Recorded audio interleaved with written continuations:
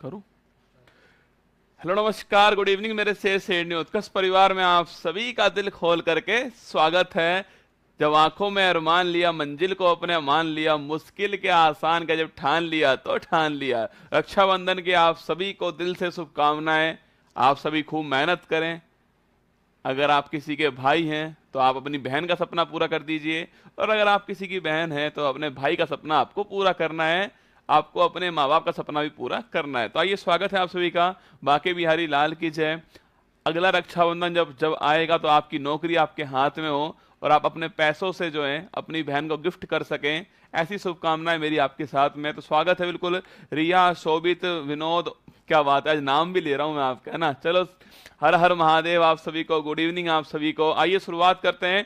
कल हमने आर्टिकल 16 जो है उसके बारे में कल हमने पढ़ना स्टार्ट किया था, और मुझे बहुत बहुत धन्यवाद भी बोलना है आप सभी का भी और मेरे स्टाफ का भी, जो आज की छुट्टी है। आप जानते हैं उत्कर्ष में आज कोई भी क्लास नहीं लग रही है, उत्कर्ष ऐप के अंदर और ऑफलाइन के अंदर, फिर भी ये क्लास आपके बीच में आ रही है। उसके लिए आप और जो स्टाफ है वो बधाई का पात्र है, तो उनको भी धन्यवाद। ठीक है, आइए शुरुआत करते हैं। आर्टिकल 16 कल हमने तो देखा था। आपके आर्टिकल 16 जो है देखिएगा, मैंने कहा आपसे आर्टिकल 16 कि पब्लिक जो एम्प्लॉयमेंट है उसमें समान अवसर हर किसी को मिलेंगे, आपके इक्वल अपॉर्चुनिटी मिलेगी हर किसी को पब्लिक एम्प्लॉयमेंट के अंदर। ये आर्टिकल 16 था आपके। तो मैंने कहा दोस्तों आपसे, इसमें 7 आधार होंगे आपके, जिनके आधार पर भेदभाव नहीं होने वाला। ये इंडियंस के लिए ये आपके आर्टिकल था, जिसमें धर्म है, जाति है, वंश है, लिंग है, जन्म स्थान, ये 5 तो पहले भी थे आपके।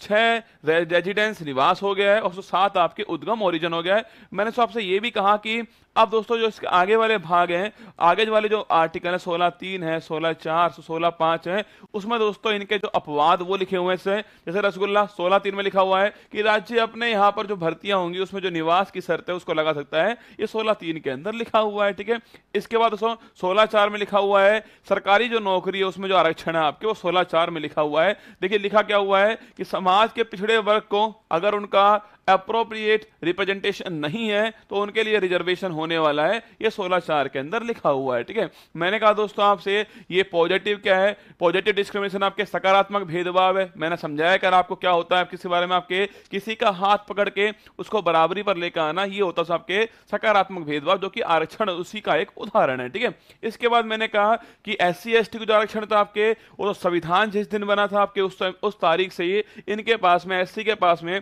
15% और ST के पास में 7.5% जो है इनकी पॉपुलेशन के आधार पर आरक्षण इनके पास में पहले से आपके। फिर से मैंने कहा आपसे राष्ट्रपति जो चाहे, राष्ट्रपति अगर चाहे तो आपके जो पिछड़े जो वर्ग हैं उनके लिए आयोग बना सकता है। आर्टिकल 340 में ऐसी व्यवस्था की गई थी। ठीक है, इसके बाद मैंने कहा फर्स्ट आयोग बनता है काका कालेकर आयोग, से रिपोर्ट दी इसकी। सेकंड आयोग बनता है आपके BP मंडल आयोग 1978 में आपके, और 1990 में BP सिंह की सरकार बनती है। SC को 15%, ST को 7.5%, और OBC को 27% जो रिजर्वेशन आपके वो प्राप्त होता है। मामला सुप्रीम कोर्ट, मामला सुप्रीम कोर्ट में गया, मामला सुप्रीम कोर्ट गया। हाँ, कभी बंधवा लो यार, जब आपकी बहन आपके पास उपस्थित हो तब राखी बंधवा लो। आपकी बहन ही आपका शुभ है ना, आपकी बहन ही आपका शुभ है, कभी बंधवा लो राखी। ठीक है, आपकी बहन आपके साथ में, वही आपके लिए शुभ की बात है। ठीक है, मामला सुप्रीम कोर्ट गया, इंदिरा साहनी आपके इंदिरा साहनी केस होता है आपके, और इस केस में आपके 1992 का केस आपके, इसमें कहा गया है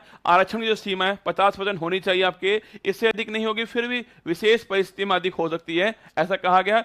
क्रीमी लेयर जो होगा आपके उसको आरक्षण नहीं मिलेगा। ये सारी बातें हम कर चुके हैं। और मैंने कहा दोस्तों आपसे कि 16, देखिए आगे देखिएगा। अब शुरुआत करते हैं आज वाली क्लास की हम। सिंह बनो सिंहासन की चिंता मत करो, तुम जहां बैठोगे वहीं सिंहासन होगा। आप तो सिंह बनो, आप तो मेहनत करो, लगातार प्रयास करो, सिंहासन की चिंता मत करो। जिस दिन सरकारी नौकरी आपके हाथ में होगी, पद ओहदा आपके हाथ में होगा, आप सबसे खूबसूरत इंसान होने वाले हैं इस दुनिया के, ये आपको ध्यान रखना है। ये दुनिया जो है, समाज जो है, वो आपका फेयर लवली जो है उसकी दोस्तों कोई कदर नहीं करने वाली है, आपके पद आपके ओहदे की कदर करने वाली है। ठीक है, रक्षाबंधन के आप सभी को शुभकामनाएं। देखिएगा मैंने कहा आपसे 16(4) पढ़ चुके हैं हम, लिखिएगा 16(4) मैंने कहा आपसे, इसमें एक 16(6) आर्टिकल जो है वो भी आप नोट कर लीजिए। 16(6) दूसरे में आपके 16(6) लिखिएगा आपके जो EWS है, EWS जो आपके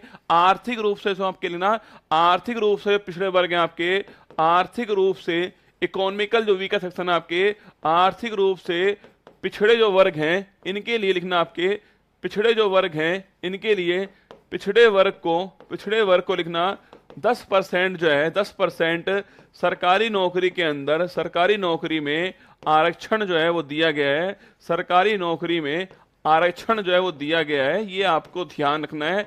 अब दोस्तों जो आपके आरक्षण जो है आपके वो 49.5% और 10% ये वाला हो गया है, कुल इतने रिजर्वेशन हो चुका है। और सो पूछूं दोस्तों आपसे आपके ये 103वां क्या है, ये 103वां संविधान संशोधन है, 103वां संविधान संशोधन आपके 2019 का लिखना आपसे, 2019 का लिखना आपके 2019 का 103वां संविधान संशोधन है, ये आपको ध्यान रखना है। ये है 16/6, ये आपको नोट करना है। कभी पूछे आपसे 16/6 दोस्तों, आप दोस्तों याद करो, मैंने कहा दोस्तों आपसे 16/6 और 15/6, 15/6 और 16/6 कभी आपसे पूछे सो ये दोनों आर्टिकल जो है किससे आपके, ये 103वां कॉन्स्टिट्यूशनल जो अमेंडमेंट है इससे जोड़े गए थे, ये भी आपको है ना, तो दोनों आपके ईडब्ल्यूएस जो है उसके लिए हैं दोनों, ये भी आपको ध्यान रखना है। तो 15/6 और 16/6 ये 103वां अमेंडमेंट था ईडब्ल्यूएस के लिए आपके। 15/6 जो शैक्षणिक संस्थान है उसमें आरक्षण आपके, 16/6 जो पब्लिक एम्प्लॉयमेंट है उसमें आरक्षण की बात जो है वो 16/6 के अंदर है। एडमिशन 15/6 वाला है, और सो आपके जो आप सरकारी नौकरी वाला है वो 16/6 वाला है। ये दो आर्टिकल जोड़े गए आपके 103वां कॉन्स्टिट्यूशन अमेंडमेंट से जोड़े गए, ये आपको ध्यान रखना है, ठीक है।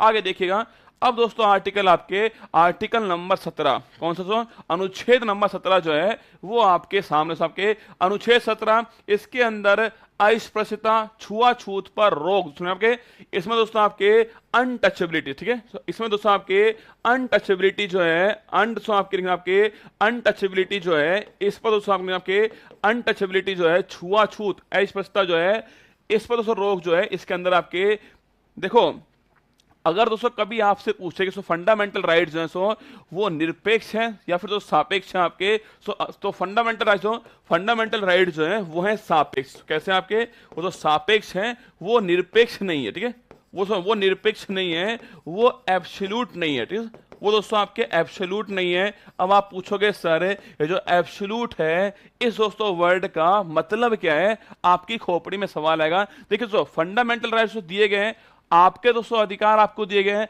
लेकिन दोस्तों आपका दोस्तों अधिकार दोस्तों तब तक रहने वाला है जब तक दोस्तों आपके अधिकार से किसी और के अधिकार का हनन ना हो, तब तक रहने वाला है। मतलब दोस्तों आपके स्व अधिकार के ऊपर युक्ति युक्त निर्बंधन जो है, रीजनेबल रेस्ट्रिक्शन लग सकती है। दोस्तों आपके जो फंडामेंटल राइट हैं उसके ऊपर सो आपके हैं, उसके ऊपर जो है वो रीजनेबल जो रेस्ट्रिक्शंस होती हैं, रीजनेबल जो रेस्ट्रिक्शंस होती हैं सो लग सकती हैं, इनको बोलते हैं युक्ति युक्त, क्या बोलते हैं, युक्ति युक्त निर्बंधन जो है उस इनको बोलते हैं। मतलब दोस्तों आपके फंडामेंटल राइट्स एब्सोल्यूट नहीं है, मतलब दोस्तों आपके पास उस अधिकार है कि आप घूम सकते हो, आपके पास अधिकार आपके आप घूम सकते हो, लेकिन दोस्तों इसका दोस्तों मतलब ये नहीं कि आप जेल में जाओगे घूमने के लिए, आप दोस्तों संसद जाओगे बिना किसी बात के घूमने के लिए, आप तो किसी घर में घुस जाओगे कि हाँ हमें घूमने का अधिकार है, हम आपके घर के अंदर घूमेंगे, ऐसा अधिकार नहीं आपके पास। अधिकार है आपके पास घूमने का,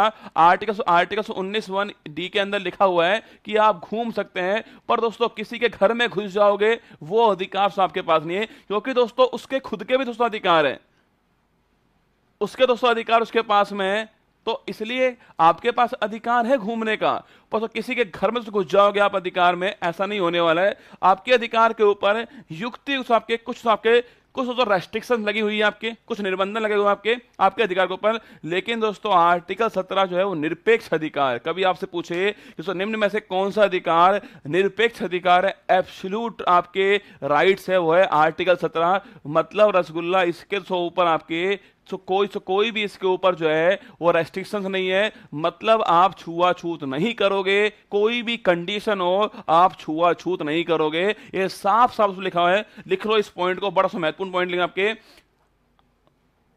ये दोस्तों ये क्या है, इसे निरपेक्ष अधिकार, ठीक है। सवाल कभी पूछे आपसे कि निम्न में से कौन सा अधिकार एब्सोल्यूट राइट है, लिखना सो कौन सा अधिकार जो है वो एब्सोल्यूट है, आप लिखना आपके वो है आर्टिकल 17। मतलब आप छुआछूत नहीं करोगे, कोई भी कंडीशन हो, कैसी भी कंडीशन हो, आपके सामने कोई भी खड़ा हो, आप छुआछूत नहीं करोगे। राज्य और भारत के नागरिक और भारत का हर व्यक्ति जो है वो छुआछूत नहीं करेगा। लिख कर दिया है, एब्सोल्यूट राइट है। इसके ऊपर सो कोई भी सो, इसमें कोई भी अपवाद नहीं है। एब्सोल्यूट का मतलब एब्सोल्यूट होने वाला है, ये आपको ध्यान रखना सबके। और सो एससी एसटी के, एससी और एसटी के विरुद्ध अत्याचारों को रोकने के लिए अनुसूचित जाति जनजाति अत्याचार निवारण अधिनियम 1989 भी बनाया गया है। कभी कभी दूसरा एग्जाम में पूछता है आपसे एट्रोसिटी एक्ट, कभी कभी पूछता है आपसे एट्रोसिटी जो एक्ट है, आपके एट्रोसिटीज एक्ट छापना कब का है, 1999 के 1989 का अधिनियम है, ये आपको ध्यान रखना है, ठीक है। तो एससी एसटी पर जो अत्याचार है सो उसको रोकने के लिए आपके अनुसूचित जाति जनजाति अत्याचार निवारण अधिनियम 1989 जो है वो बनाया गया है। ये तीन बातें आपको आर्टिकल 17 पहला पॉइंट छुआछूत को रोकने वाला अधिकार है, एब्सोल्यूट अधिकार है, निरपेक्ष अधिकार है आपके, और थर्ड पॉइंट एट्रोसिटी एक्ट जो है वो 1989 का अधिकार है। कभी दोस्तों आपको इसको लिख लेना है ना, इसको भूलना मत, इसको लिख लेना कि हमारे फंडामेंटल राइट जो आपके वो एब्सोल्यूट नहीं है, उनके ऊपर जो है कुछ जो है वो निर्बंधन है, कुछ रेस्ट्रिक्शन जो है सो लगी हुई है, कुछ अपवाद जो है वो इनके भी हैं। लेकिन रसगुल्ला आर्टिकल 17 का कोई दोस्तों अपवाद नहीं है। छुआछूत नहीं करोगे मतलब नहीं करोगे, राज्य भी नहीं करेगा, आपके स्टेट हो, व्यक्ति हो, इंडियंस हो, सिटीजन हो, कोई भी हो, छुआछूत नहीं करेगा मतलब नहीं करेगा, ठीक है। ये बात किसमें आपके आर्टिकल जो 17 है उसमें ये बात जो है लिखी हुई है, ये आपको ध्यान रखना है, ठीक है। अब देखिए आर्टिकल आपके आर्टिकल 18 छापना, आर्टिकल 18 कभी कभी दोस्तों, कभी कभी रसगुल्ला ऐसे सवाल पूछता है आपसे, कभी कभी सवाल पूछेगा आपसे, कभी कभी आपसे सवाल पूछेगा कि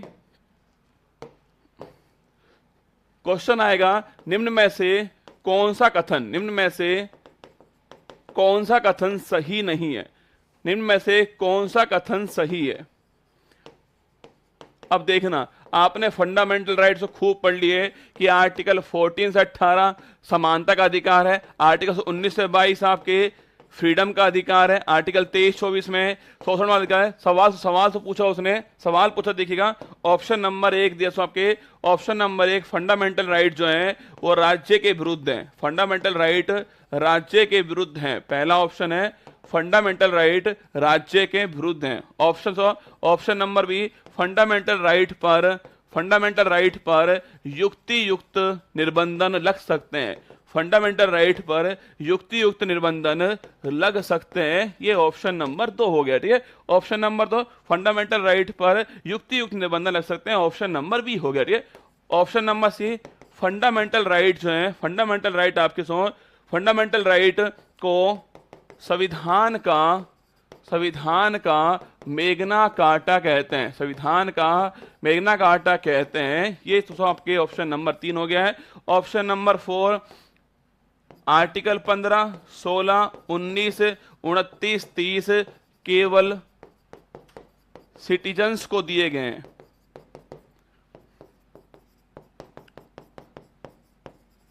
अब दोस्तों नीचे लिखा होगा ऑप्शन नंबर 1 ए बी सही, option number 2 A B C D सही, ऑप्शन नंबर 3 बी सी सही, ऑप्शन नंबर डी आपके ए सी डी सही। अब सोचिए, आपने रसगुल्ला खूब पढ़ा, आपने फंडामेंटल राइट के बारे में खूब लिख लिया आपने, पर क्या हुआ, कहां दोस्तों लिख दिया मैंने? अरे एब्सोल्यूट है दोस्तों, ये वाला एब्सोल्यूट है, ये वाला एब्सोल्यूट है ना, ये वाला एब्सोल्यूट है, बाकी एब्सोल्यूट नहीं है, बाकी एब्सोल्यूट नहीं है, बाकी दोस्तों ये वाला एब्सोल्यूट है। यही तो दोस्तों मेन पॉइंट है कि ये वाला एब्सोल्यूट है, यही तो बोल रहा हूं मैं आपके सामने। 4 क्वेश्चन आपके सामने, सोच के बताइएगा क्या ऑप्शन होने वाला है, इसका सही आंसर छापिए। हाँ, अगर आपकी पहली क्लास है तो पहले पिछली वाली क्लास पढ़ लीजिएगा, फिर ये क्लास लीजिएगा। हाँ, अगर पहली क्लास है आपकी तो पिछली क्लास पढ़ लीजिए, फिर क्लास लीजिए ना। बताओ आंसर क्या होगा है इसमें, बताओ आंसर क्या होगा। ऑप्शन 1, 2, 3, 4 में क्या ऑप्शन होने वाला है?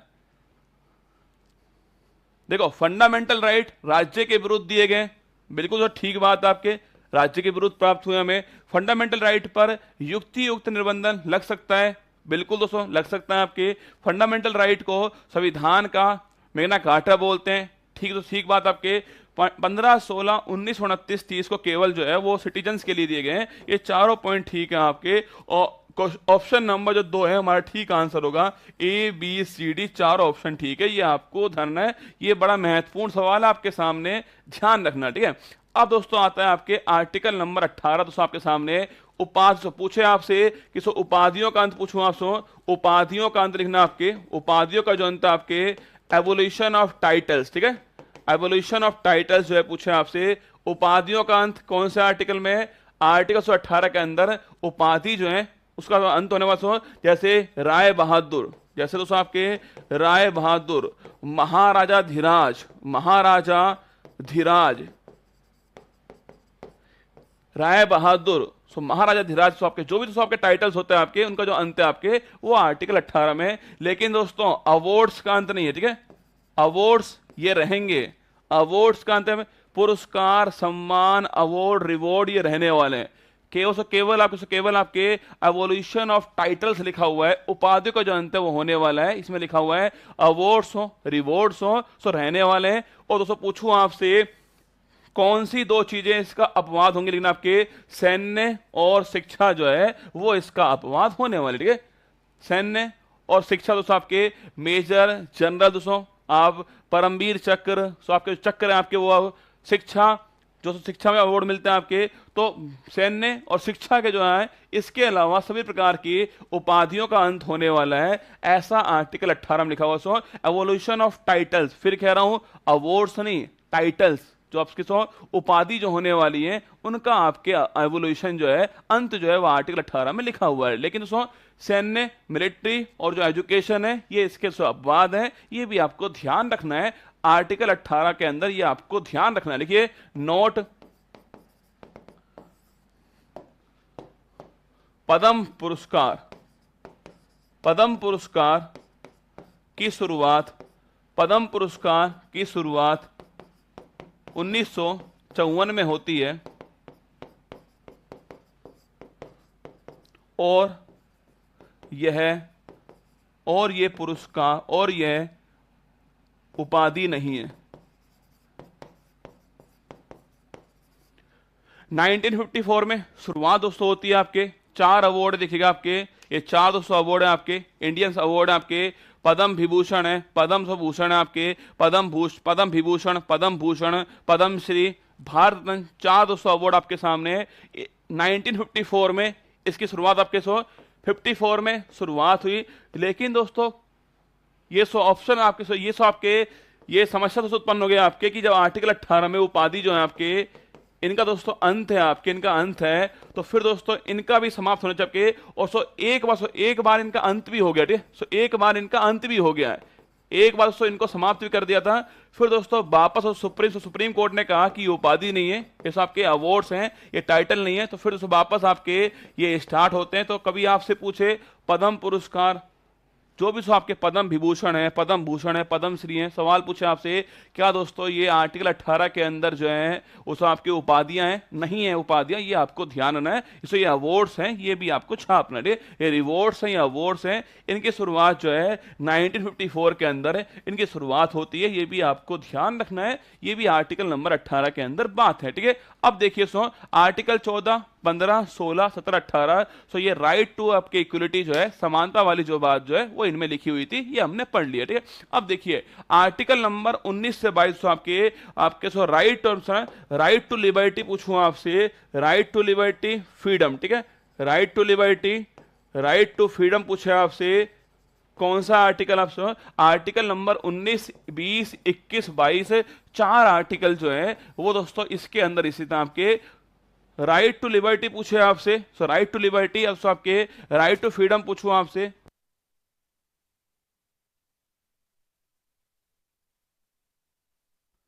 देखो पूछे दोस्तों आपसे राइट टू फ्रीडम पूछूं आपसे, राइट टू लिबर्टी पूछे, अनुच्छेद 19 से 22 जो है वो इसके अंदर लिखे हुए हैं। अनुच्छेद 19, 20, 21, 22 4 आर्टिकल है। सो हमारे लिए आपके 19, 20 और 21 जो है 3 आर्टिकल महत्वपूर्ण होने वाले हैं, ठीक है।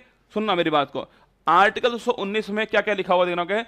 आर्टिकल 19(1), आर्टिकल 19(1) दोस्तों, इसके अंदर लिखा हुआ है मूल संविधान में इसमें 7 फ्रीडम प्रदान की गई थी, वर्तमान में इसमें 6 फ्रीडम जो है इनका उल्लेख है। ठीक है, आर्टिकल 19(1)(1) देखिए, आर्टिकल तो आपके कौन सा है, आर्टिकल 19(1) देखिए, आर्टिकल सब पूछे आपसे, आर्टिकल 19(1) इसमें वर्तमान में 6 फ्रीडम है, 6 तो लिबर्टी जो है वो इसके अंदर लिखी हुई है। अब आपको याद करनी पड़ेंगे 6 कौन कौन सी है। मैं आपको एक ट्रिक बताऊंगा जिससे आपको याद हो जाएंगे। ठीक है, देखो article 19(1)(a), article 19(1)(a), article 19 close 1 सब क्लोज बी। ठीक है, आर्टिकल 19 क्लोज 1 और सब क्लोज सी, आर्टिकल 19 क्लोज 1 सब क्लोज डी, आर्टिकल 19 क्लोज 1 सब क्लोज ई, आर्टिकल 19 क्लोज 1 सब क्लोज एफ। ठीक है, और आर्टिकल 19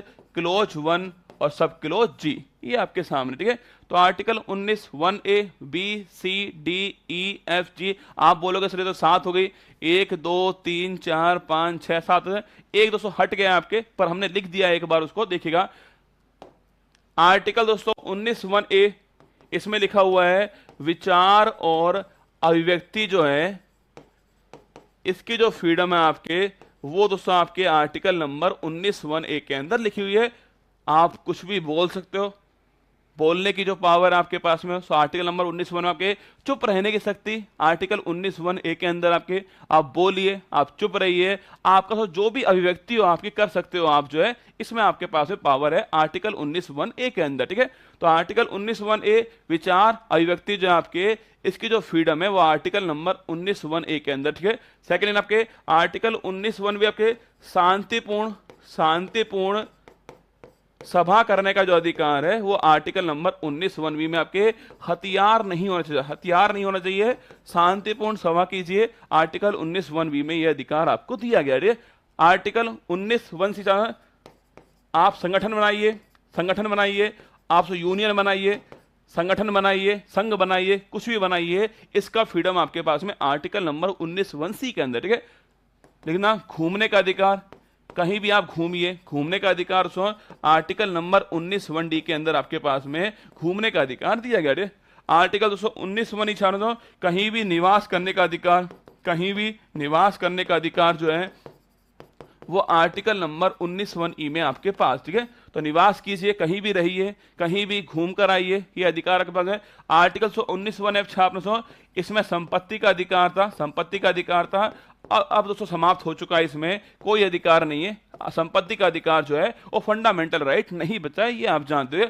आर्टिकल 19(1)(g) छात्र, व्यापार करने का जो अधिकार है वो है आर्टिकल नंबर 19(1)(g) के अंदर, व्यापार जो करने का अधिकार है, व्यापार वाणिज्य का जो अधिकार है वो आर्टिकल नंबर 19(1)(g) के अंदर है, ये आप जानते हो भली बात ही कि ए में क्या है, बी में सो क्या है, सी में क्या है, डी में क्या है, ई में क्या है, एफ में क्या नहीं है, और जी में क्या है, ये आप जानते हो। अब सुनना दोस्तों, अब इसको याद कैसे करें भाई साहब, समस्या दोस्तों ये याद कैसे करोगे। अब देखिए आपको याद करवाते, देखिए आपके दोस्तों मोहल्ले में आए बाबा कुमार गौरव, कौन है सो, आपके मोहल्ले में आ गए बाबा कुमार गौरव, कौन है सो, आपके मोहल्ले में आए बाबा कुमार गौरव, कौन है सो, बाबा कुमार गौरव, जपनाम जपनाम बाबा लाएंगे क्रांति, आपके मोहल्ले में आ गए बाबा कुमार गौरव जी। ठीक है, अब दोस्तों बाबा जी आए आपके मोहल्ले से, आपके उन्होंने उपदेश देना स्टार्ट किया, उन्होंने उपदेश दिए, शांतिपूर्ण उपदेश दे रहे हैं और सभा कर रहे हैं। ठीक है, शांतिपूर्ण उपदेश दे रहे हैं, सभा कर रहे हैं। बाबा कुमार गौरव आपके मोहल्ले में आए, वो अपनी बात आपसे वो अपनी बात कह रहे हैं आपसे, शांतिपूर्ण सभा चल रही है, आपके सभा चल रही शांतिपूर्ण। अब दोस्तों आपके मोहल्ले में बाबा जो कुमार गौरव आए थे, सो उनके फैन दोस्तों बन चुके हैं, तो बाबा कुमार गौरव ने बोला एक दोस्तों क्या करते हैं आपके, एक संगठन बना देते हैं बाबा कुमार गौरव का परिवार। ठीक है, संगठन बन गया है बाबा कुमार गौरव का परिवार, केजीएफ फैमिली। ठीक है, कुमार गौरव फैमिली बन चुकी है, संगठन बन चुका है। अब दोस्तों मैंने कहा संगठन बन गया है, अब जाओ आप पूरे भारत में घूम कर आओ और प्रचार करो। ठीक है, मैंने आपसे बोला आप जाओ पूरे भारत में घूमो और प्रचार करो, मैंने आपसे कह दिया। ठीक है, आपको मैंने अपॉइंट कर दिया अपना ब्रांड एम्बेसडर। मैंने कहा जाओ और जो मेरी बातें वो पूरे भारत में कहिए, जाइए, घूमिए, प्रचार कीजिए उसका। और फिर दोस्तों क्या हुआ आपके, आप तो चले गए, कोई गया हिमाचल से, कोई हिमाचल गया, कोई से उत्तराखंड चला गया, कोई से कहीं भी चला गया, वो गया और वहीं पर बस गया, ठीक है, वो गया और तो वहीं पर बस गया, ठीक है। आप दोस्तों वहीं पर बस गए, ठीक है, आप रसगुल्ला से वहीं पर बस गए आपके। और दोस्तों आपका दोस्तों जो बिजनेस है, जो काम है, जो व्यापार है, वो यही बन गया, ठीक है। आपका दोस्तों काम जो है, आपका जो व्यापार जो है, वो रसगुल्ला यही बन गया। आप भी दोस्तों वहां पर वही काम कर रहे हो जो मैं यहां पर कर रहा हूं, ठीक है। अब सुनिए, बाबा कुमार गौरव साहब आपके मोहल्ले में आए थे, उन्होंने अपना भाषण दोस्तों, अपनी जो स्पीच है, अपने जो विचार है, वो आपके साथ साझा किए आपके मोहल्ले में। तो विचार अभिव्यक्ति का जो फ्रीडम है, वो दोस्तों आपके बोलने का जो अधिकार है, वो आर्टिकल नंबर 19(1)(a) के अंदर लिखा हुआ है, ठीक है। फिर दोस्तों मैंने कहा, हमने अपने विचार दिए, उपदेश दिए, सभा बैठकर सुन रही है, देखिएगा, शांतिपूर्ण सभा करने का जो अधिकार है वो आर्टिकल नंबर 19(1)(b) के अंदर लिखा हुआ है। शांतिपूर्ण सभा करने का अधिकार 19(1)(b) के अंदर, ठीक है। फिर दोस्तों मैंने कहा कि हम बनाएंगे कुमार गौरव फैमिली KGF संगठन दोस्तों आपके। तो संगठन का जो अधिकार, संघ बनाने का अधिकार आर्टिकल नंबर 19(1)(c) में आपके संगठन जो है, यूनियन जो है, वो आर्टिकल 19(1)(c) के अंदर लिखा हुआ है। फिर दोस्तों मैंने कहा आप जाओ, घूमो, प्रचार करो, घूमने का अधिकार जो है वो आर्टिकल नंबर 19(1)(d) में लिखा हुआ है, घूमने का अधिकार, ठीक है। आप दोस्तों वहीं पर बस गए आपके, तो आर्टिकल नंबर 19(1)(e) जो है वो निवास का जो अधिकार है आपके 19(1)(e) के अंदर लिखा हुआ है। F वाला दोस्तों समाप्त हो चुका है। और दोस्तों G वाला आपके समय मैंने कहा, यही दोस्तों आपका काम बन चुका है, व्यापार बन चुका है। व्यापार का अधिकार जो है 19(1)(g) के अंदर जो है व्यापार का अधिकार बन गया। बोल बांके बिहारी लाल की जय। इसको लिख लेना, ये आपके एग्जाम में खूब तो काम आने वाला है। कभी कभी आपसे पूछेगा कि घूमने का अधिकार आर्टिकल नंबर 19 के कौन से सब क्लोज में है, 19(1)(a) में, 19(1)(b) में, 19(1)(c) में, 19(1)(d) में। अगर आपको नहीं पता तो आप कंफ्यूज हो जाओगे, इसलिए मैंने बता दिया। बाबा कुमार गौरव आपके, इसको लिखो आप फटाक से ना, लिखो फटाक से। बाबा कुमार गौरव आपके गांव में आए हैं, उपदेश दिया उन्होंने आपको उपदेश दिया है। और सो उपदेश देने के बाद में संगठन बना लिया उन्होंने अपना, KGF फैमिली से नाम दे दिया। बाबा लाएंगे क्रांति। आप भी दोस्तों उस क्रांति को लेकर के पूरे भारत में घूम रहे हो। आप बस गए दोस्तों, वहीं पर बस गए आप जो है, और बस गए, उसके बाद में आपने काम और अपना व्यापार यही बना लिया, यही आपका काम हो चुका है। बाबा की जय हो, ठीक है, जय हो बाबा की। ये 6 आपके सामने जो अभी मैंने कहा, वर्तमान में 6 क्या है, सो फ्रीडम जो है आर्टिकल 19(1)(a) के अंदर लिखी है। ये आपको ध्यान, 6 आपके जो स्वतंत्रता है वो आर्टिकल नंबर 19(1) के अंदर लिखा हुआ है, ठीक है। आर्टिकल 19(1), 6 फ्रीडम जो है वो आपके सामने, ABCDEF तो है ही नहीं, और तो G हो गया आपका व्यापार। ये आपको ध्यान रखना है, ठीक है। आगे देखिएगा, इसको लिख लेना आप जो है कि ये सारी बातें आपको याद करने के लिए बड़ी जरूरी होने वाली, ठीक है। अगर दोस्तों आपसे पूछे कि बोलने का अधिकार कौन से आर्टिकल में, बोलने का अधिकार पूछूं आपसे कौन से आर्टिकल में, चुप रहने का अधिकार पूछूं आपसे, चुप रहने का अधिकार कौन से आर्टिकल में, बोलने का अधिकार, चुप रहने का अधिकार पूछे आपसे, प्रेस की फ्रीडम का अधिकार, प्रेस की फ्रीडम का अधिकार पूछे आपसे कौन से आर्टिकल में, सो तीनों एक के अंदर ही है, आर्टिकल नंबर 19(1)(a), ठीक है। सवाल पूछे आपसे, बोलने का अधिकार, चुप रहने का अधिकार, प्रेस की फ्रीडम का अधिकार, सब दोस्तों एक के अंदर ही आपके, वो है आर्टिकल नंबर 19(1)(a). कौन सा? आर्टिकल नंबर 19(1)(a) आपके जो भाषण दोस्तों आपके जो अभिव्यक्ति है उसके अंदर लिखा हुआ है, बोलने का अधिकार, चुप रहने का अधिकार और जो प्रेस की जो फ्रीडम है आपके, तीनों पार्ट जो है वो आर्टिकल नंबर 19(1)(a) के अंदर लिखा हुआ है। ये आपको ध्यान रखना है, ठीक है। अब दोस्तों एक पॉइंट और आपके सवाल पूछे दोस्तों आपसे, आर्टिकल नंबर 19(1)(c), मैंने कहा दोस्तों आपके आर्टिकल नंबर 19(1)(c) मैंने कहा इसमें दोस्तों आपके इसमें लिखा हुआ है कि आप क्या कीजिए, आप संगठन बना लीजिए, संघ बना लीजिए। ये आर्टिकल नंबर 19(1)(c) के अंदर लिखा हुआ है, ठीक है। इसी में दोस्तों 97वां संविधान संशोधन होता है, अमेंडमेंट होता है आपके, ये है 2011 का अमेंडमेंट आपके। और दोस्तों इसी के अंदर आपके सहकारी समिति जो है कोऑपरेटिव जो आपके कमेटी जो है इनको जोड़ा गया। तो पूछो दोस्तों आपसे, सहकारी समिति से पूछे आपसे 97 अमेंडमेंट होता है, 19(1)(c) के अंदर ये संगठन संघ वाले भाग में शामिल है। ये भी आपको ध्यान रखना है, ठीक है। देखिए सहकारी समिति पूछे आपसे, आर्टिकल नंबर 19(1)(c) में लिखा हुआ है इसके बारे में। आर्टिकल नंबर 43 आपसे बी जो है उसमें लिखा हुआ है। सो अब भाग नंबर 9 बी जो है इसमें लिखा हुआ है आपके आर्टिकल नंबर 243 आपके जेड एस से 243 जेड टी जो है ये पूछो दोस्तों आपसे, ये आर्टिकल ये वाला आर्टिकल ये वाले आर्टिकल भाग 9 बी पूछे आपसे, ये सब की सब जो है 97 कॉन्स्टिट्यूशनल अमेंडमेंट 2011 से जोड़े गए, ये आपको ध्यान है। तो कभी सवाल पूछे आपसे कि आर्टिकल पूछूं आपसे 19(1)(c), ये सवाल दोस्तों आपसे यूपीपीसीएस जो एग्जाम है आपके, यूपीपीसीएस जो एग्जाम है उसमें पूछा था आपसे कि सहकारी समिति जो है वो भाग 19 के अनुच्छेद 19 के कौन से सब क्लोज के अंदर है। तो 19(1)(c) में छापना, इसको जोड़ा गया आपके 97 अमेंडमेंट था। ध्यान रखना आपके सहकारी समिति जो है 19(1)(c) के अंदर शामिल है, ये आपको ध्यान रखना है। ये दोस्तों आर्टिकल नंबर 19 आपके सामने, ठीक है। अब देखिए, बोलने का अधिकार इनके पास में, चुप रहने का अधिकार आपके पास में। आर्टिकल 19(1) के अंदर बोलने का अधिकार, चुप रहने का अधिकार दोनों आपके पास में दिए हैं आर्टिकल नंबर 19(a) के अंदर, ठीक है। अब देखिए आर्टिकल 20 200 पूछूं आपसे, दो सिद्धि से संबंध में संरक्षण। आपके दो सिद्धि जो आपके दो सिद्धि के संबंध में संरक्षण जो है वो आर्टिकल 20 में लिखा हुआ है। इसमें दोस्तों दो बातें लिखी हुई हैं। पहले दोस्तों हम दो बातें लिखते हैं, फिर मैं आपको एक फोटो दिखाऊंगा, एक फिल्म बताऊंगा, उससे आपको समझाने वाला हूं, ठीक है। देखिएगा,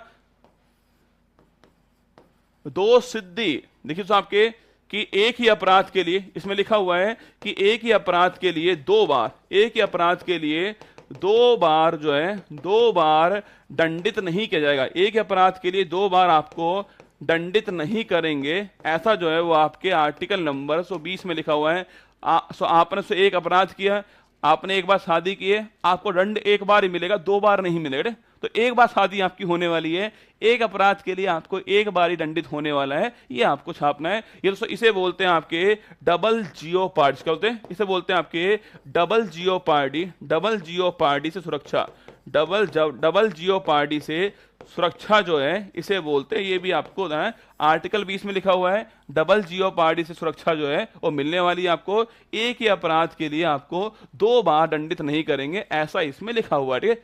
सेकंड दोस्तों लिखना आपके, सेकंड आपके लिखना स्वयं के विरुद्ध गवाही देने के लिए, स्वयं के विरुद्ध गवाही देने के लिए बाध्य नहीं किया जाएगा। स्वयं के विरुद्ध गवाही देने के लिए बाध्य नहीं किया जाएगा, ये भी आपको छापना है। आर्टिकल 120 में लिखा हुआ है कि स्वयं के विरुद्ध आपको गवाही देने के लिए बाध्य नहीं किया जाएगा।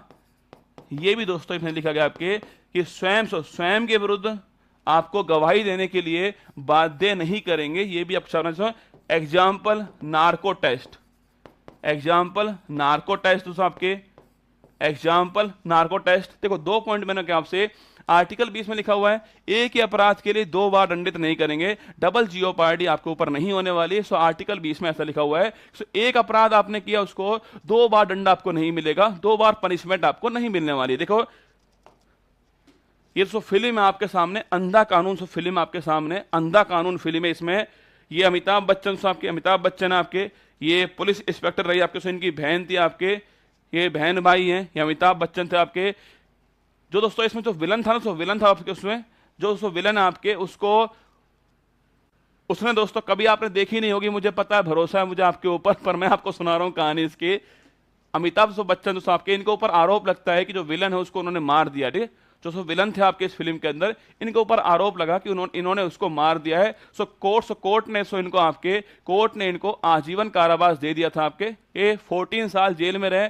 वापस उसको बाहर आए। अब दोस्तों वो जो विलन है आपके, जो विलन आपके, उसको दोस्तों आपके कोर्ट में ये मारने के लिए पहुंच चुके हैं आपके, कोर्ट में बाहर आए, कोर्ट पहुंच गए, विलन को लेके पहुंचे, वहीं उसको मार रहे हैं। कोर्ट बोल रही है क्या कर रहे हो आप, ये हमारे सामने आप मार रहे हो। तो ये बोल रहे हैं बिल्कुल मारेंगे हम तो। कोर्ट ने बोला पता है आपको, मारने के लिए आपको आजीवन कारावास होगी। इन्होंने कहा पता है हमको।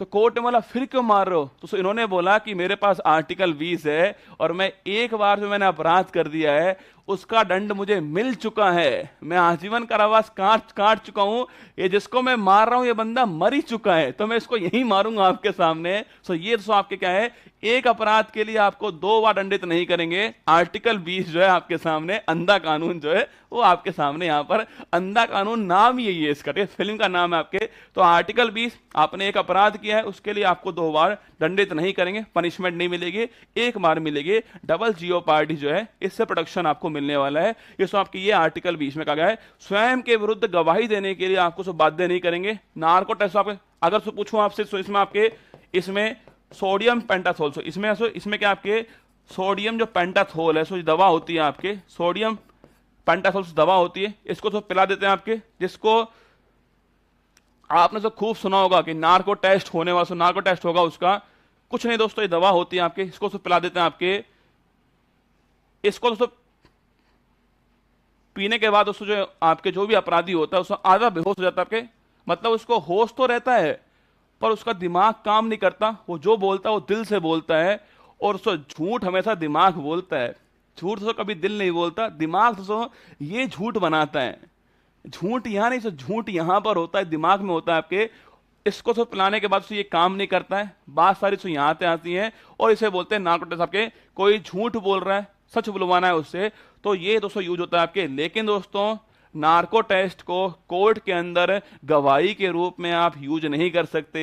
ये बात आर्टिकल 20 बोलता है कि स्वयं के विरुद्ध गवाही देने के लिए आपको बाध्य नहीं करेंगे। यहां दोस्तों बाध्य किया है आपको, दवाएं ऐसी तो पिलाई गई है आपको कि आप बाध्य हो गए, आपका दिमाग काम नहीं कर रहा है, आप दिल से बोल रहे हैं, आप बाध्य हो चुके हो। तो लिखा हुआ है कि नार्को टेस्ट और टेस्ट, ब्रेन मैपिंग टेस्ट, आप narco test, brain mapping test, polygraphy test जो है वो Supreme Court, High Court, court के अंदर गवाही के रूप में यूज नहीं होंगे। सो गवाही सुनिए आपके, अगर दोस्तों वही दोस्तों बंदा कोर्ट में आएगा, उसको गवाही देगा, तभी दोस्तों मानेंगे उसको, वो नहीं मानेंगे।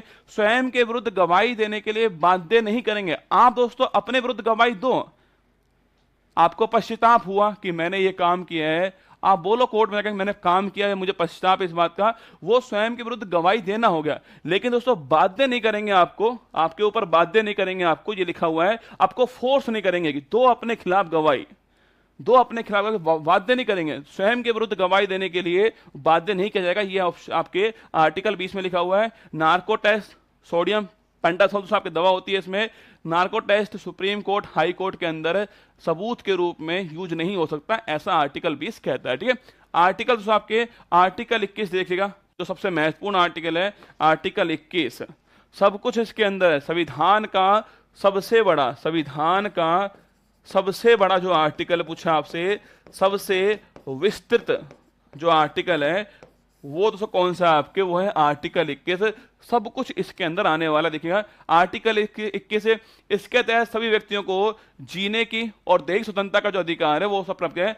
आर्टिकल 21 पूछूं आपसे, लिखना आपके, इसमें प्राण और दैहिक स्वतंत्रता का जो अधिकार से पूछूं आपसे, किसमें आपके, वो आर्टिकल नंबर 21 में है। लिखना आपके right to life and personal liberty, right to life and personal liberty जो है, right to life and personal जो लिबर्टी पूछे आपसे, कौन सा आर्टिकल है, आर्टिकल 21 छापना, right to life and personal liberty जो है। देखो रक्षाबंधन आपके घर में भी है, मेरे घर में भी है, पर मैं प्रयास कर रहा हूं कि आपकी छुट्टी कम से कम हो, कंटेंट में आपको दे पाऊं, यह सब प्रयास मेरा है कि आज मैं फंडामेंटल राइट पूरे करा दूं आपको, जिससे अगली क्लास हमारी जब 1 तारीख को हो तो उसमें हम डीपीएसपी और जो ड्यूटीज जो है वो पढ़ सकें आपके सामने, वो मेरा प्रयास है। परीक्षा में जहां से पूछेगा वो मैं आपको सारे पॉइंट कवर करवा रहा हूं, जो सवाल पूछ सकता है वो बता रहा हूं आपको केवल ध्यान से सुनना पड़ेगा। ठीक है, अगर आप पहली बार सुन रहे हो तो आपको रिवाइज भी करना पड़ेगा। ठीक है, सुनना, मैंने कहा आपसे right to life and personal liberty जो है आपके, सो ये तो आपके कौन सा आर्टिकल है, आर्टिकल 1 लिखा हुआ है कि आपको जीने का अधिकार आपके पास में, राइट टू लाइफ दोस्तों आपके पास में, गरिमापूर्ण जीवन जीने का अधिकार आपके पास में, डिग्निटी लाइफ जो है आपके, गरिमापूर्ण जीवन जीने का अधिकार, और पर्सनल लिबर्टी आपके पास में आप लिखिए। तो right to life and personal liberty जो है ये दोस्तों आर्टिकल नंबर 21 के अंदर है। इसमें दोस्तों कुछ दोस्तों केस हुए हैं आपके, उसमें आपके इसमें कुछ तो सब बातें जोड़ी गई हैं, वो सारी बातें वो केस आपको छापने हैं। कुछ 5-7 केस लिखा रहा हूं आपको आर्टिकल 21 के अंदर, कुछ केस हैं। तो उस केस में कौन सा राइट आपको मिला है वो लिखा रहा हूं आपको, और कौन से ईयर में केस हुआ है, ये 3 बातें लिखा रहा हूं। बड़े महत्वपूर्ण आर्टिकल देना आपसे। आर्टिकल 21 देखिएगा, देखिएगा आर्टिकल 21 तो कुछ केस हैं आपके, ये लिख लीजिए आप मेरे साथ में। आर्टिकल 21 लिखना। नंबर एक, कार्यस्थल पर महिलाओं के साथ, कार्यस्थल पर महिलाओं के साथ यौन शोषण रोकने का अधिकार। कार्यस्थल पर महिलाओं के साथ यौन शोषण को जो रोकने वाली जो बात है लिखना आपके, ये दोस्तों आती है विशाखा गाइडलाइंस में। विशाखा गाइडलाइंस लिखिए। कार्यस्थल, वर्किंग प्लेस पर, कार्यस्थल पर महिलाओं के साथ साथ दोस्तों आपके सेक्सुअल हरेसमेंट होता है, उसको जो रोकने वाली बात है वो दोस्तों कौन सी आपके विशाखा गाइडलाइंस होती है छापना 1997। ठीक है, 1997 छापना, ये ईयर हो गया है। इस वर्ष उसमें आता है आपके विशाखा वर्सेज राजस्थान सरकार से केस हुआ था आपके, उसमें कहा गया कि जो वर्किंग जो प्लेस होगी वहां पर आपके सो महिला जो है उनके साथ में सेक्सुअल हैरेसमेंट ना हो, ऐसा प्रयास किया जाएगा वहां पर। ये गाइडलाइंस वहां पर लगी होनी चाहिए। ठीक है, सेकंड लिखना पुट्टास्वामी केस। पुट्टास्वामी केस लिखिएगा। निष्ठा का अधिकार, राइट टू प्राइवेसी। निष्ठा का अधिकार लिखना, राइट टू प्राइवेसी जो है, right to privacy is a fundamental right. निष्ठा का अधिकार, राइट टू प्राइवेसी, ये फंडामेंटल राइट है। ये दोस्तों किसमें लिखा हुआ है आपके, ये लिखा हुआ है पुट्टास्वामी केस हुआ था, इसमें बोला गया कि right to privacy is a fundamental rights आपके, ये हुआ है 2017 छापना। बड़ा सो महत्वपूर्ण आर्टिकल पूछे आपसे, right to privacy is a fundamental rights according to Puttaswamy case, 2017 में केस होता है। आर्टिकल नंबर 121 में लिखा गया है कि right to privacy is a fundamental right होना है। लिखना सो ये सो केस हो, आपके लिखना ये आधार जो कार्ड, जो आधार आपके कार्ड हमारा आधार कार्ड वाला केस था, आधार कार्ड सो केस आपके वो था आपके, यही आके आधार कार्ड वाला केस है आपके, यही right to privacy is a fundamental right होगा, ऐसा पुट्टास्वामी केस के अंदर लिखा हुआ है। ठीक है, थर्ड लिखना आपके, थर्ड लिखना नवतेज कौर केस। नवतेज कौर केस लिखिएगा, नवतेज कौर केस लिखिए। समलैंगिकता अपराध नहीं है, समलैंगिकता अपराध नहीं है।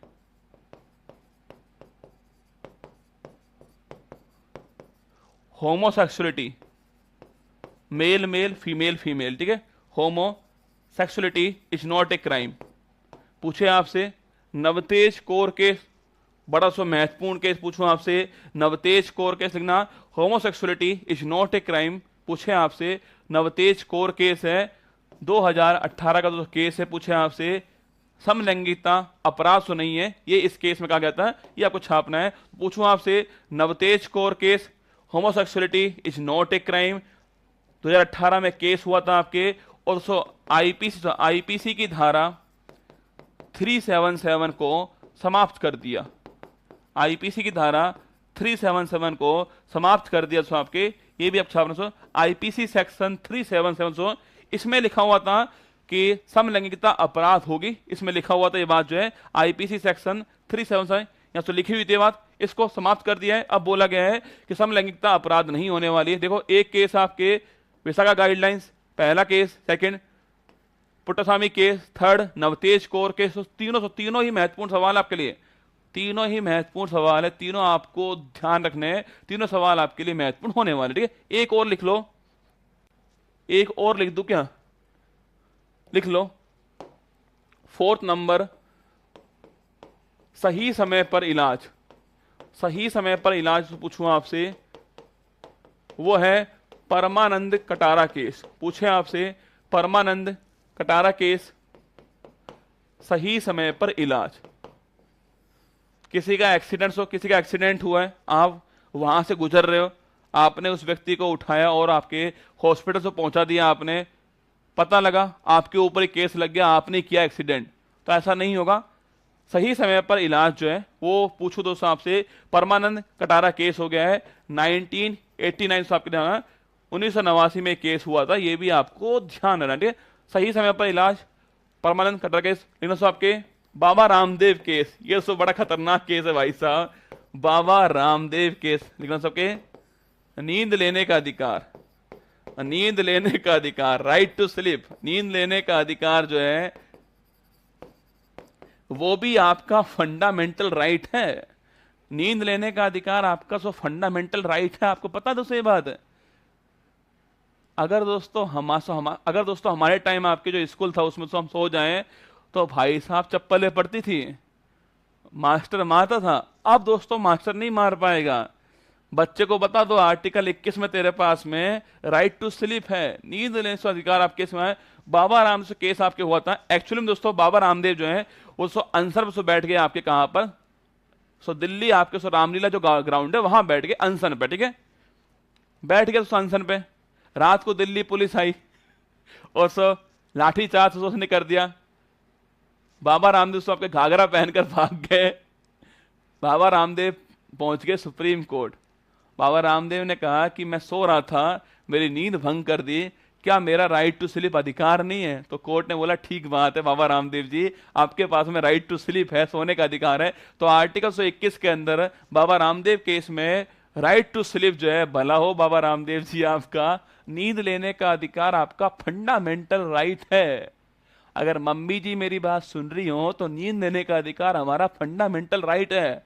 आप चप्पल मारकर हमारे फंडामेंटल राइट का उल्लंघन करते हो, ऐसा ना करें। और पिताजी आप लात मारकर जो हमारी सुटाई करते हो वो भी ना करें आप, हमारे पास फंडामेंटल राइट ही, ये वाला राइट ही आपको ध्यान रखना है, ठीक है।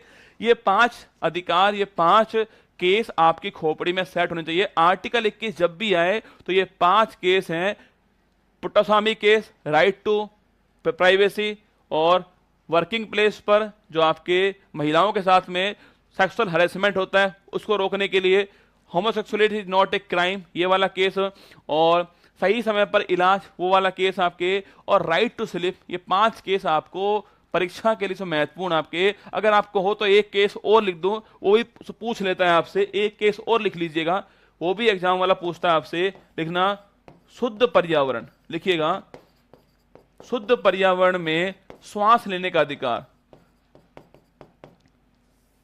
पूछे आपसे, शुद्ध पर्यावरण से पूछूं आपसे, ये जो अधिकार है वो था एमसी मेहता केस, लिखिएगा एमसी मेहता केस से पूछूं आपसे, लिखिए प्योर एनवायरनमेंट से पूछूं आपसे, शुद्ध पर्यावरण पूछे आपसे, वो एमसी मेहता केस था। ये 6 आप ध्यान रखिएगा, परीक्षा वाला खूब पूछता है। अगर आप यूपीएसआई एग्जाम दे रहे हैं तो उसमें निश्चित 100% इन 6 में से कोई ना कोई एक सवाल आपसे पूछ लेगा। Parmanand Katara case, Baba Ramdev case, MC Mehta case आपके, और Vishakha guidelines, Puttaswamy case, Navtej Kaur case, ये 6 आर्टिकल आपको ध्यान रखने, ठीक है। ये आर्टिकल नंबर 21 आपके सामने हो गया है। आर्टिकल अब देखिएगा, article 21A, article 21A capital A लिखा हुआ है, मतलब आपके मतलब रसगुल्ला, हाँ राइट टू एजुकेशन आ रहा है, वो आर्टिकल 21 में शामिल है वो सारे अधिकार। आर्टिकल 21 है दोस्तों, अलग से आर्टिकल है संविधान के अंदर। आर्टिकल 21 से पूछो दोस्तों आपसे, राइट टू एजुकेशन आपके जो है वो आर्टिकल 121A के अंदर लिखा हुआ है। कैपिटल ए मतलब जोड़ा गया आपके 86वां संविधान संशोधन होता है, 2002 में हुआ था आपके। इसके द्वारा अनुच्छेद 21 के अंदर अनुच्छेद 21 से जोड़ा गया है, ये भी आपको ध्यान है। 6 से 14 वर्ष, ये बात आपको ध्यान नहीं है। आर्टिकल 21A में पूछूं आपसे, क्या दोस्तों उम्र है आपके 6 ईयर टू 14 ईयर जो है वो एज लिखी हुई है। 6 से 14 वर्ष के सभी बच्चों को अनिवार्य, कंपलसरी और फ्री, अनिवार्य और फ्री एंड कंपलसरी एजुकेशन जो है वो उपलब्ध होने वाली है। 6 to 14 ईयर आपके जो स्टूडेंट हैं इनके लिए आपके फ्री एंड कंपलसरी जो एजुकेशन है वो उपलब्ध होगी, ऐसा आर्टिकल 21 में लिखा गया आपसे। और ये आर्टिकल जो है सो बाद में जोड़ा गया, आपके 86 अमेंडमेंट था उसे जोड़ा गया है। और उसको पूछूं आपसे, लिखना नोट पूछूं आपसे, लिखना आरटीई एक्ट। देखो संविधान में लिख दिया है, फिर दोस्तों सरकार दोस्तों एक्ट लेकर आती है, राइट टू एजुकेशन लिखना आपके, राइट टू एजुकेशन आपके, राइट टू एजुकेशन जो एक्ट है आपके वो आता है 2009 का दोस्तों अधिनियम है, और ये 1 अप्रैल 2010 से जो है सो लागू होता है। ये भी बात आपको छापनी है। तो 1 अप्रैल 2010 से 6 to 14 ईयर के जो बच्चे हैं उनके लिए फ्री और कंपलसरी एजुकेशन जो है वो प्रोवाइड करवाई जा रही है। आरटी जो एक्ट था आपके वो लागू होता है 1 अप्रैल 10 के अंदर लागू होता है आपके, और इसके द्वारा दोस्तों ये वाला जो भाग जो है वो आपके एक्टिव हो चुका है। ये आपको ध्यान है आर्टिकल 21A के बारे में, ठीक है। अब देखिए अब है दोस्तों आपके भाग दोस्तों कौन सा, आपके जो तीसरा दोस्तों हमारा जो अधिकार आपके शोषण के जो विरुद्ध अधिकार था ना, शोषण के विरुद्ध अधिकार पूछूं आपसे, तो भाग 23 और 24 छापना। तो ये है आपके शोषण के विरुद्ध अधिकार, भाग 23 और 24 है आपके। और दोस्तों इसमें जो अनुच्छेद आपके अनुच्छेद जो 23 है ना, आर्टिकल जो 23 है, ये आपसे यूपीएससी में पूछा गया सवाल है। अभी दोस्तों यूपीएससी का 2021 दोस्तों या 22 का जो एग्जाम हुआ था प्री वाला, उसमें आपसे पूछा था आर्टिकल 23 के बारे में, उसमें सवाल आपसे पूछा गया। देखिए आर्टिकल 23, इसके तहत बलाश्रम और मानव व्यापार से रोक आपके, बलाश्रम मैं लिखा चुका हूं आपको सारी बातें आपके। इसके तहत बलाश्रम से फोर्स लेबर, फोर्स लेबर, बलाश्रम, बंधुआ मजदूरी, बंधुआ मजदूरी मतलब आपके पिताजी भी वहां मजदूर थे सेठ के घर पे आपके, आप भी दोस्तों वहीं मजदूर हो, आपकी आने वाली पीढ़ी वहीं मजदूर बनेंगे। इसे बोलते हैं आपके बाउंडेड लेबर, बंधुआ मजदूरी आपके। फोर्स लेबर जबरदस्ती, तो जबरदस्ती कराएगा आपके जो श्रम आपके वो फोर्स लेबर है, फोर्स लेबर, बाउंडेड लेबर। और दोस्तों आपके ह्यूमन ट्रैफिकिंग, ह्यूमन ट्रैफिकिंग मानव अंग जो है, मानव का दुर्व्यापार, उसके अंगों की खरीद फरोख्त, उसके अंगों की खरीद फरोख्त करना, क्रय विक्रय से करना आपके, उसके अंग बेचना, किडनी बेच दे निकाल कर आपके, हॉस्पिटल किडनी का हॉस्पिटल है, पता लगा ठीक तो कर नहीं रहे, किडनी निकाल रहे और बेच रहे हैं, इलीगल होगा, ठीक है। तो ह्यूमन ट्रैफिकिंग पूछे आपसे, ये सवाल पूछा गया आपसे, ह्यूमन ट्रैफिकिंग संविधान के कौन से आर्टिकल में बैन है आपके, आर्टिकल 23 का अपना। इसमें बलाश्रम, फोर्स लेबर, जबरदस्ती कराया गया श्रम, कई सोचते हैं बच्चों से, बालकों से कराया गया, ऐसा नहीं है, ठीक है। बलाश्रम, फोर्स लेबर, जबरदस्ती कराया गया जो श्रम है आपके वो बैन होने वाला आपके। बंधुआ मजदूरी आपके, बाउंडेड लेबर आपके, आपके घर वाले भी वहीं पर सेठ के तो घर आपके मजदूर थे, आप भी वही मजदूर हो, आपकी सो आने वाली पीढ़ी वही मजदूर है, ये सारे काम नहीं चलेंगे अब जो है।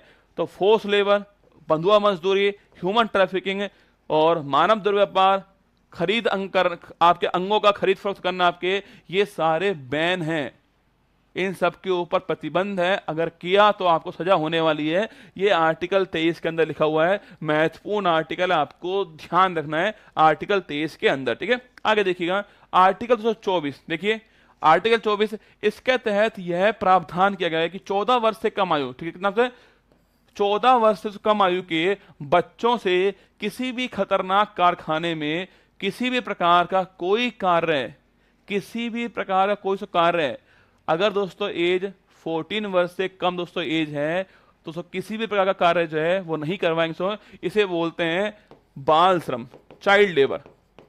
तो चाइल्ड लेबर जो है आपके, चाइल्ड लेबर पूछूं आपसे, चाइल्ड लेबर कहां दोस्तों बैन है आपके, वो आर्टिकल 24 में बैन है चाइल्ड लेबर, बाल श्रम। कोई भी खतरनाक जो कारखाना है आपके, कोई भी स्थान है, किसी भी कार्य में नहीं लगाएंगे सो आपके, ये छापना आर्टिकल 24 में लिखा हुआ है। 14 वर्ष से कम आयु का बच्चा होगा उसके लिए जो है आर्टिकल 24 है। ये आपको आर्टिकल 24 में एक तो एज और किसी भी प्रकार का कार्य नहीं करवाएंगे, चाइल्ड लेबर पूछे आपसे, वो आर्टिकल 24 में बैन है, ठीक है। अब देखिए रिलीजियस फ्रीडम तो पूछूं आपसे, धार्मिक स्वतंत्रता पूछे आपसे, आर्टिकल नंबर 25 से 28 जो है वो है रिलीजियस फ्रीडम। इसमें दोस्तों आर्टिकल 25 आपके लिए बड़ा महत्वपूर्ण आर्टिकल है, जहां मैं कह रहा हूं ना आपसे महत्वपूर्ण है। आर्टिकल 21 महत्वपूर्ण है, आर्टिकल 20 महत्वपूर्ण है, आर्टिकल 19 के अंदर सबक्रोज तो महत्वपूर्ण आपके, आर्टिकल 23 महत्वपूर्ण है, आर्टिकल 25 जो है ये सब महत्वपूर्ण होने वाला है। मतलब 26 भी पढ़ेंगे हम, 27 पढ़ेंगे, 28 पढ़ेंगे, और 25 आपको ध्यान से सुनना है मेरी बात को। अगर उससे पूछूं आपसे, आर्टिकल से 25 पूछे आपसे ना, आर्टिकल 25 अंतःकरण की स्वतंत्रता आपके, conscience, so freedom of conscience, freedom of conscience, मैंने बोला था आपसे freedom of conscience, freedom of conscience पूछो आपसे, यह है article number 25, freedom of conscience. आपका अपना निर्णय होगा, राज्य का कोई धर्म नहीं है। अगर तो पूछूं आपसे कि राज्य का कोई धर्म नहीं है, ये संविधान के कौन से आर्टिकल में? आर्टिकल नंबर 25 में। राज्य का अपना कोई धर्म नहीं होगा। हम ना तो आपके हिंदू राष्ट्र हैं, हम ना मुस्लिम, हम ना तो आपके इस्लामिक राष्ट्र हैं, हम कोई भी नहीं है। पाकिस्तान तो पाकिस्तान धार्मिक राज्य है, वो इस्लामिक कंट्री है। हमारा अपना कोई धर्म नहीं होगा। हमारे पास में हिंदू रहेगा, सिख रहेगा, ईसाई रहेगा, मुस्लिम रहेगा, पारसी रहेगा, कोई भी रहे हमारे पास में, मिलजुल कर सभी रहो हमारे पास में। हमारा खुद का कोई धर्म नहीं होने वाला है। हमारा जो नागरिक होगा, जो रहने वाला लोग होंगे यहाँ पर, वो अपना धर्म, कोई भी धर्म वो माने, किसी का प्रचार से प्रचार करें आपके, किसी को माने ना माने उनकी सुविधा। आप कोई भी धर्म मानो ना मानो, ये आपका निर्णय होगा। आप किसी भी धर्म का प्रचार करो ना करो, ये आपका डिसीजन होने वाला है। ये सारी बातें सो राज्य ने आपके ऊपर छोड़ दी हैं। ये आपकी अंतरात्मा की बात है। कंसाइंस, अंतरात्मा, आपके अंदर की आवाज, ठीक है, इसको बोलते हैं आपके अंदर की आवाज। आपके अंदर की आवाज होगी, आपकी अंतरात्मा की आवाज होगी। कभी भी दोस्तों आपको ऐसा लगे ना कि आप कोई काम कर पाओगे नहीं कर पाओगे, कभी भी आपको लगे कि कोई काम आपने कोई तैयारी स्टार्ट की है, आप उसे कर पाओगे नहीं कर पाओगे, इसको सुन लो एक बार, अंतरात्मा। अगर दोस्तों आपको अंदर से आवाज आती है कि यार आपको जितना पढ़ना चाहिए आप नहीं पढ़ पा रहे हो, आप टाइम वेस्ट कर रहे हो, आप रील्स देख रहे हो, आप फालतू का टाइम खूब वेस्ट कर रहे हो, अगर आपके अंदर से ये बात आएगी तो यकीन करना आप टाइम वेस्ट कर रहे हो। आप मुझसे झूठ बोल सकते हो, घर वालों से झूठ बोल सकते हो, दोस्त से झूठ बोल सकते हो, पर आपकी अंतरात्मा से झूठ आप नहीं बोल पाओगे। कंसाइंस सो आवाज जो है ना, ये अंतर सो आत्मा की आवाज जो आपके सो अंदर जो ईश्वर बैठा हुआ है, उसकी सो आवाज जो है महत्वपूर्ण होने वाली है। इसलिए संविधान में लिखा है आपके फ्रीडम ऑफ कंसाइंस, आपके अंदर की आवाज जो है, आपका डिसीजन होने वाला है। आप कोई धर्म मानो ना मानो, किसी का प्रचार करो ना करो, ये आपकी मर्जी होने वाली है। राज्य का कोई धर्म नहीं होगा, राज्य पंथ निरपेक्ष होगा। लिखिएगा, राज्य पंथ निरपेक्ष होगा, राज्य सेकुलर होगा। कौन सा आर्टिकल आपके? आर्टिकल 125 आपके, राज्य सेकुलर होने वाला, राज्य पंथ निरपेक्ष होगा, ये आर्टिकल 25 हो गया। देखिएगा, अंतःकरण की स्वतंत्रता, अपने अपने धर्म को मानने की, उसका प्रचार करने की, धर्मों के अनुरूप आचरण करने का अधिकार जो है वो आपके पास होने वाला है। ठीक है, अब दोस्तों यहां दोस्तों दो बातें और लिखी हुई हैं जो महत्वपूर्ण बातें हैं। यहां दोस्तों लिखा हुआ है, अगर दोस्तों पूछूं आपसे, तो हिंदू धर्म पूछूं आपसे, हिंदू धर्म जो है उसमें कौन कौन शामिल होने वाला आपके? उसमें सिख, उसमें जैन, उसमें बौद्ध जो शामिल होंगे। तो इसमें यह उल्लेखित है कि जहां भी हिंदू वर्ड होगा वहां पर सिख, जैन, बौद्ध उसमें शामिल होने वाले हैं। ऐसा धर्म दोस्तों चार ही तो है ना, हिंदू धर्म हो गया, पारसी तो आपके पारसी समुदाय होगा, हिंदू, सिख, ईसाई और आपके मुस्लिम, चार ही हो गए। हिंदू, सॉरी, ईसाई, पारसी और मुस्लिम, ये चार है। तो जैन, बौद्ध और सिख जो है वो हिंदू के अंदर ही आएंगे, ऐसा आर्टिकल 25 में लिखा हुआ है। तो पूछे आपसे, हिंदू वर्ड के अंदर आपके सिख भी होंगे, जैन भी होंगे और बौद्ध भी होंगे, ये आपको ध्यान रखना है। अब दोस्तों मुद्दा दोस्तों ये है आपके कि हमने कहा कि शांतिपूर्ण, याद करो आपके, मैंने कहा आपसे कि आर्टिकल 19(1)(a), सुनना, आर्टिकल 19(1)(b), मैंने कहा शांतिपूर्ण सभा जो है ये करने का जो अधिकार जो है वो आर्टिकल 19(1)(b) के अंदर लिखा हुआ है। मतलब दोस्तों आपके पास कोई भी हथियार ना हो, ये जो बात है वो आर्टिकल 19(1)(b) में लिखी हुई है। ठीक है, आर्टिकल 125 है, आर्टिकल 25 क्या कर रहा है कि अपना जो धर्म, आपका जो धर्म है आप उसके अनुरूप जो है वो आचरण कीजिएगा, उसको मानिए, आचरण कीजिए उसके अनुसार। ये आर्टिकल 25 में बोला गया है। अब देखना, आर्टिकल 125 बोल रहा है कि आप अपने धर्म का आचरण कीजिए, उसको मानिए, यह आपका अधिकार होने वाला है। आर्टिकल 19(1) भी बोल रहा है आपके पास हथियार नहीं होना चाहिए। आप कोई सभा कीजिए, कहीं भी जाइए, आप हथियार ना हो आपके पास में, और अगर हो तो आपके पास लाइसेंस होना चाहिए। ये सारी बातें 19(1) में लिखी हुई हैं। अब दोस्तों एक समुदाय, तो सिख समुदाय, सो आपके सिख जो समुदाय है, इनके पास में होती कृपाण।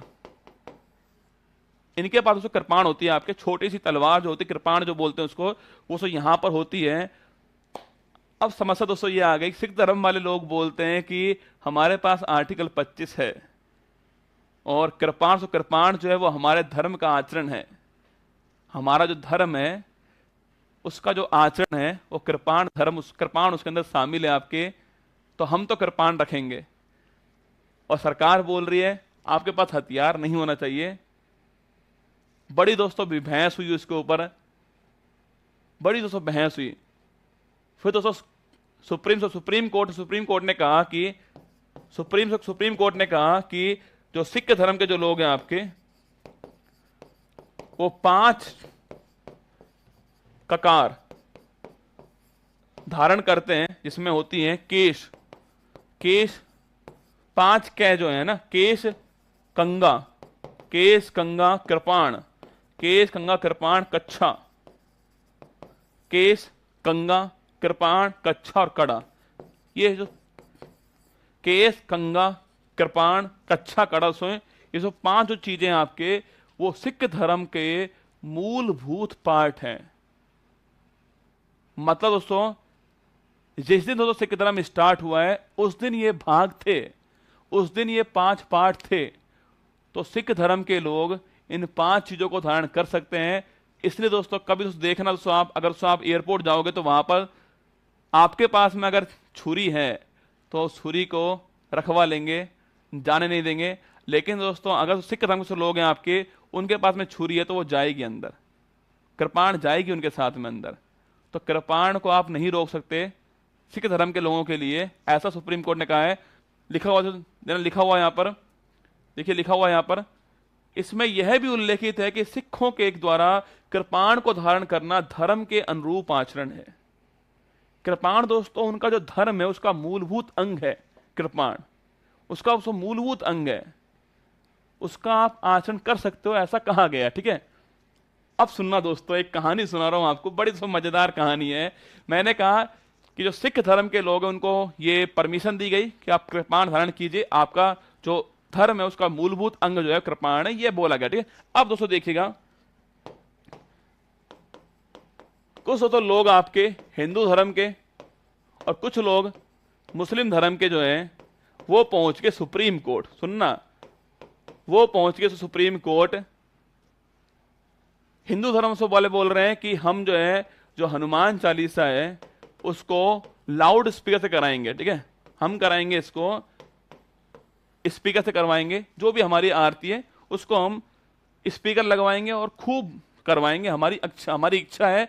आर्टिकल 25 हमें अधिकार देता है। ठीक है, आर्टिकल 25 जो है वो अधिकार देता है कि हम हमारे धर्म के अनुरूप आचरण करें, प्रचार करें, हमारे पास में अधिकार। ठीक है, मुस्लिम इन्होंने बोला कि हम भी लाउड स्पीकर लगवाएंगे और अजान करवाएंगे। ठीक है, हम भी जो अजान होती है वो करवाएंगे, ऐसा उन्होंने बोल दिया है। सुप्रीम कोर्ट पहुंच गए। सुप्रीम कोर्ट ने बोला इधर आओ तुम दोनों, इधर आओ तुम दोनों। इनसे बोला एक बात बताओ, पहले तुम्हारा धर्म आया था या लाउड स्पीकर आया था? पहले हिंदू धर्म आया या मुस्लिम धर्म आया था? पहले कुरान आई थी या गीता आई थी या पहले लाउड स्पीकर आया था?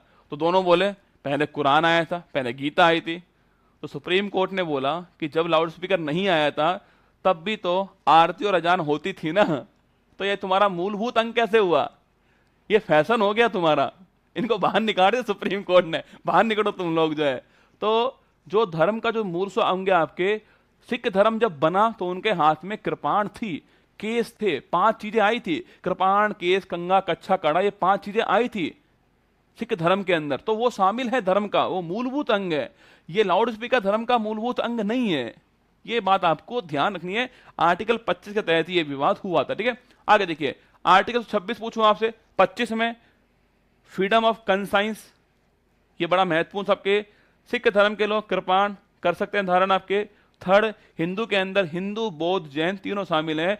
और सो राज्य से पूछे तो आपसे राज्य आपके सेकुलर होगा, ये भाग आपके आर्टिकल 25 में लिखा हुआ है। ठीक, आगे देखिए आर्टिकल 26, आप अपने धर्म की जो संस्थान है उसका मैनेजमेंट कर सकते हो, प्रबंधन कर सकते हो, ये आपके आर्टिकल 26 में लिखा हुआ है। ठीक है, आर्टिकल 27 आपके राज्य किसी भी व्यक्ति को एक धर्म को बढ़ावा देने हेतु कर टैक्स देने हेतु बाध्य नहीं करेगा।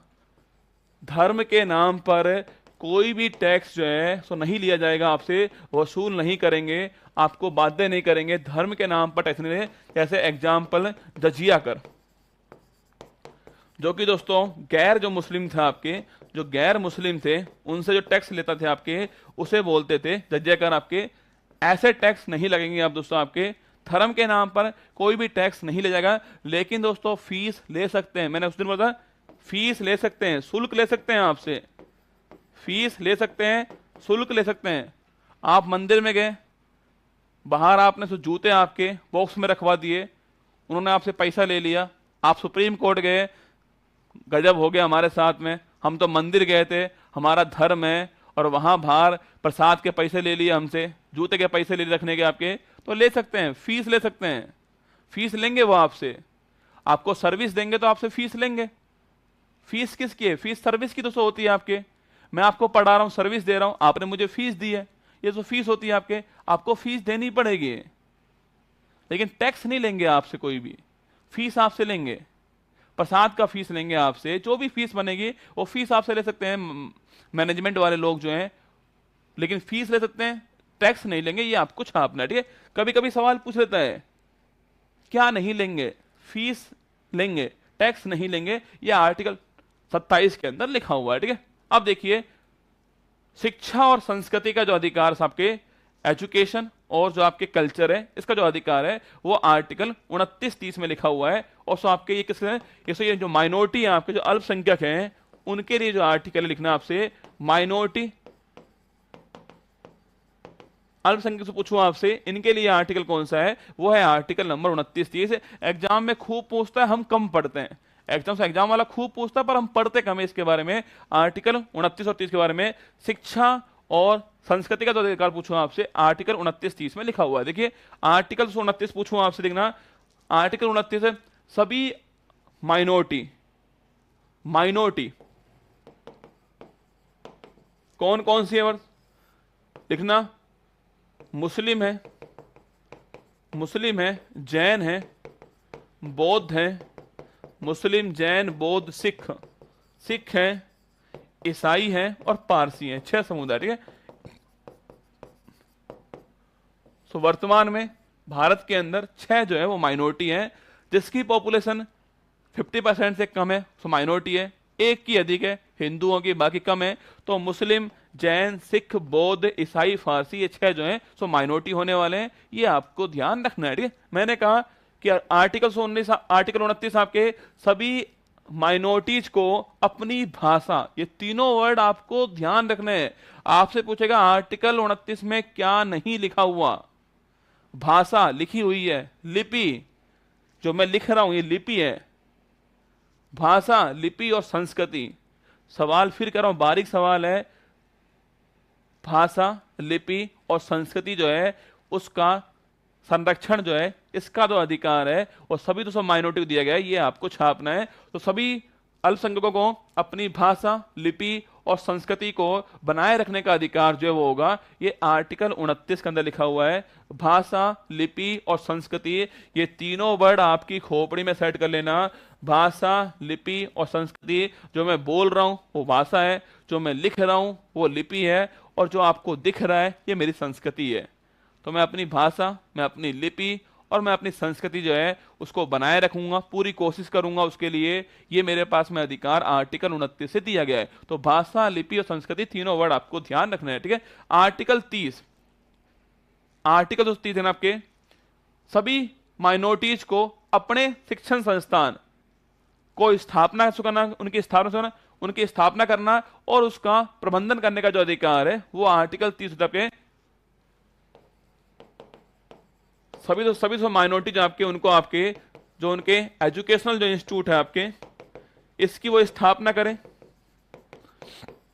इसकी वो स्थापना करें और इसका प्रशासन जो है संभालें, आपके प्रबंधन करें। ये सारे जो अधिकार है वो आर्टिकल 30 में दिए सभी माइनॉरिटीज को अपने एजुकेशनल जो इंस्टीट्यूट आपके एएमयू अलीगढ़ मुस्लिम यूनिवर्सिटी, एएमयू अलीगढ़ मुस्लिम यूनिवर्सिटी, अधिकांश भाग जो आपके अधिकांश जो आपके वो मुस्लिमों के लिए कोटा है इसके अंदर। एएमयू हो गया, जामिया यूनिवर्सिटी हो गया, बहुत सारे एग्जाम्पल आपके सामने। एएमयू हो गया है, तो सभी माइनॉरिटी के पास में अधिकार है कि वो अपने एजुकेशनल जो इंस्टीट्यूट हैं उनकी स्थापना करें और उनका प्रशासन करें, प्रबंधन करें। ये अधिकार जो है वो आर्टिकल 30 जो है वो देता है आपके माइनॉरिटीज को।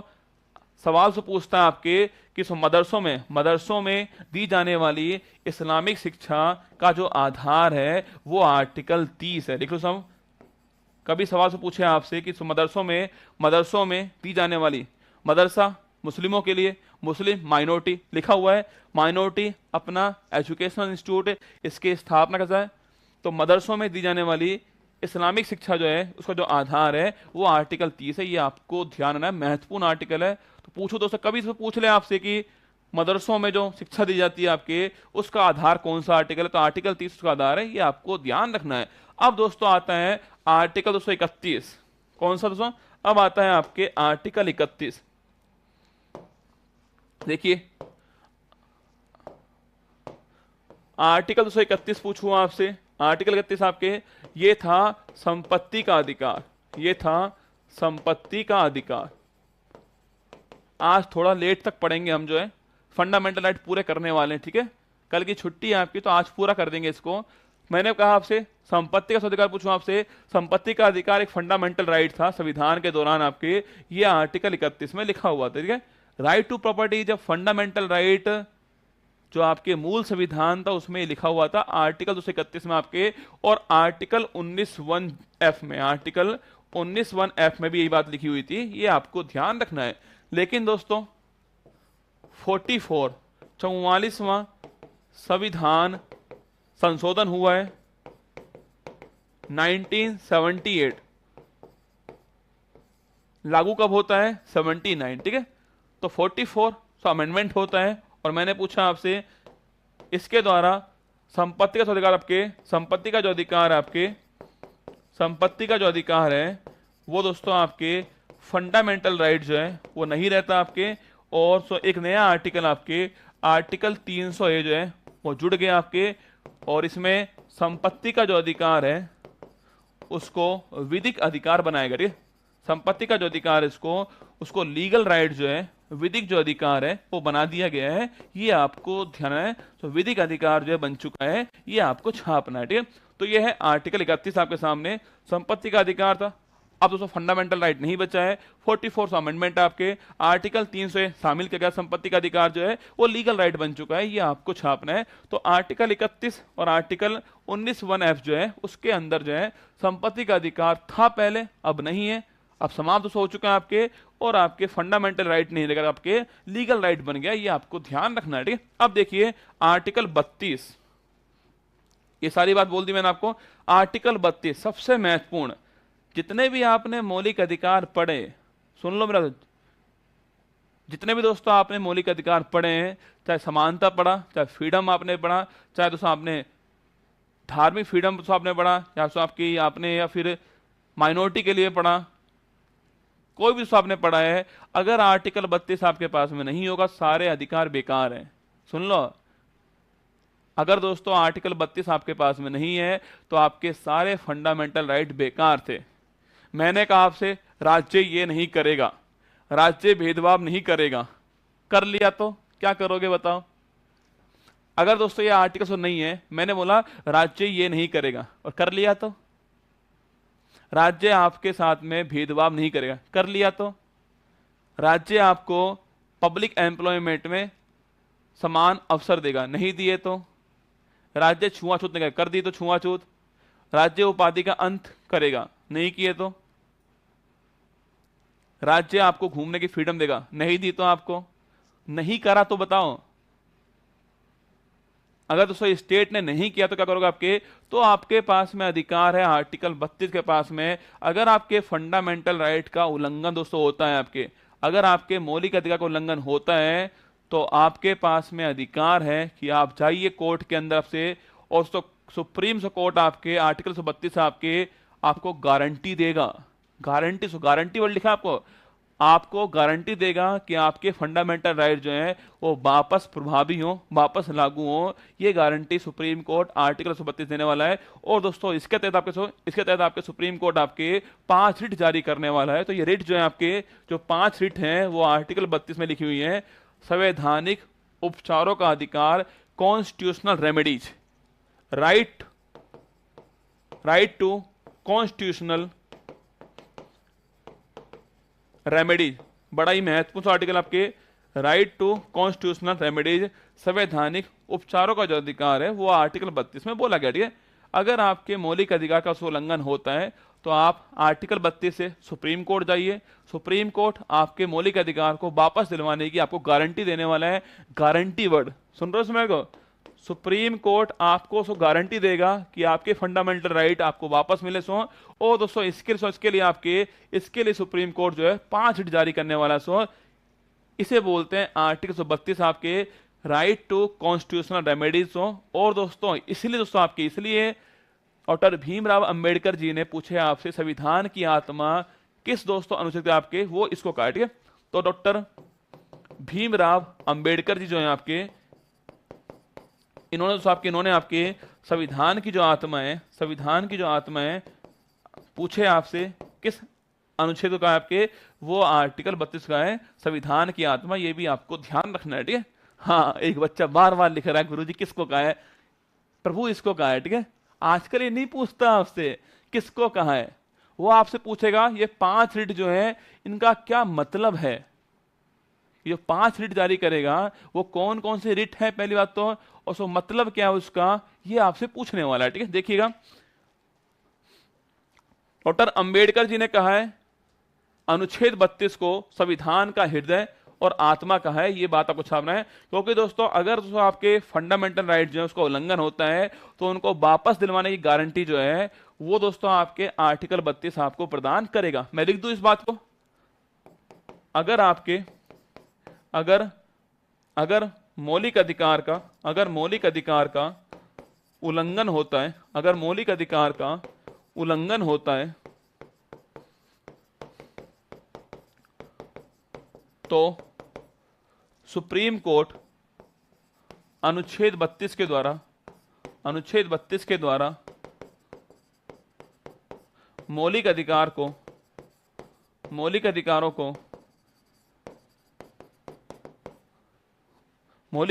की पुनः प्राप्ति की गारंटी देता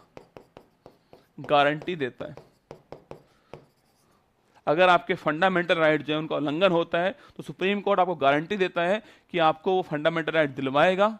और कैसे दिलवाएगा, आर्टिकल 32 से दिलवाने वाला है, उसके पास में पावर जो है वो यहां पर दी गई है। ठीक है, अब मैंने कहा दोस्तों आपके 5 रिट जो है वो जारी करने वाला है। वो 5 रिट कौन कौन सी होने वाली है, आपको हिंदी और आपको इंग्लिश दोनों लिखनी है। परीक्षा वाला आपसे हिंदी वाला इंग्लिश वाला जो है ना उसी को लिख देगा आपके सामने, तो आपको हिंदी इंग्लिश दोनों आपके देना।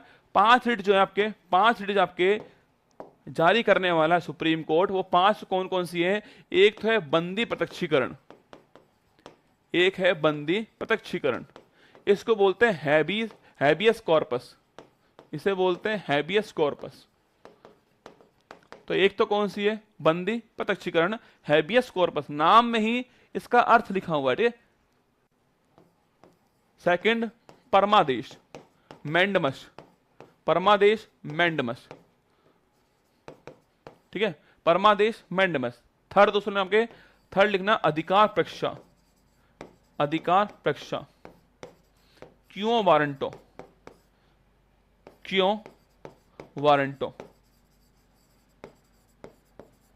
अधिकार प्रक्षा।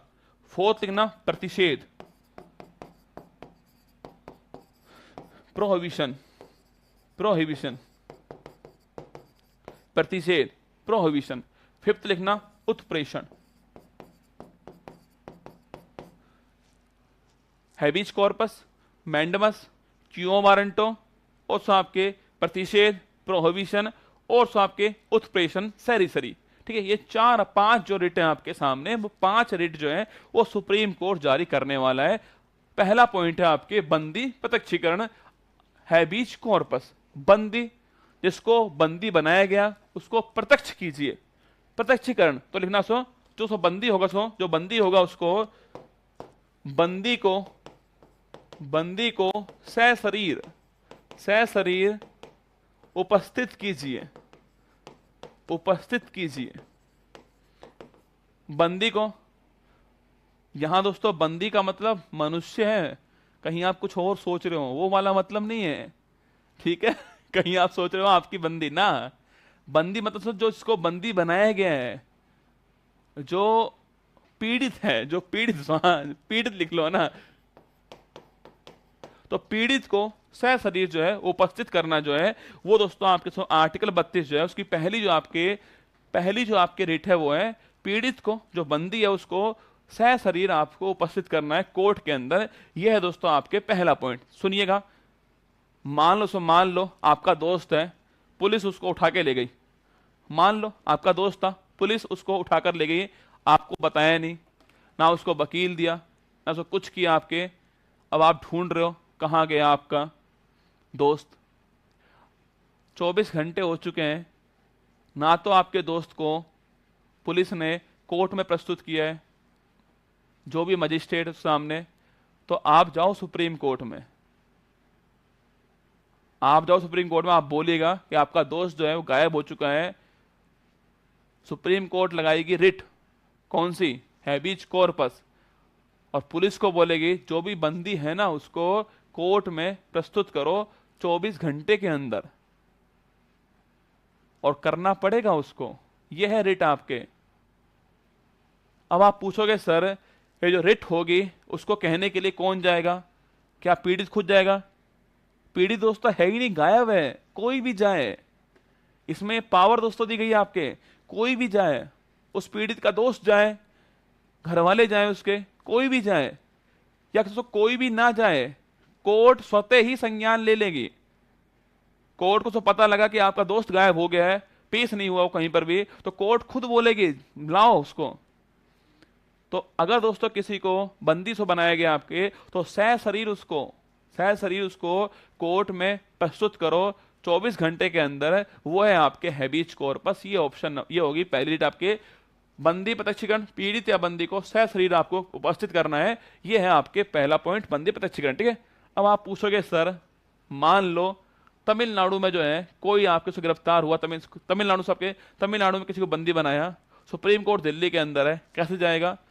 तो आपके जो ट्रैवलिंग और अगर कोई छुट्टी है तो वो टाइम काउंट नहीं होगा, ठीक है। ट्रैवलिंग और छुट्टी का टाइम काउंट नहीं होगा, बाकी 24 आवर्स मिलने वाले, ये इसमें लिखा करिए।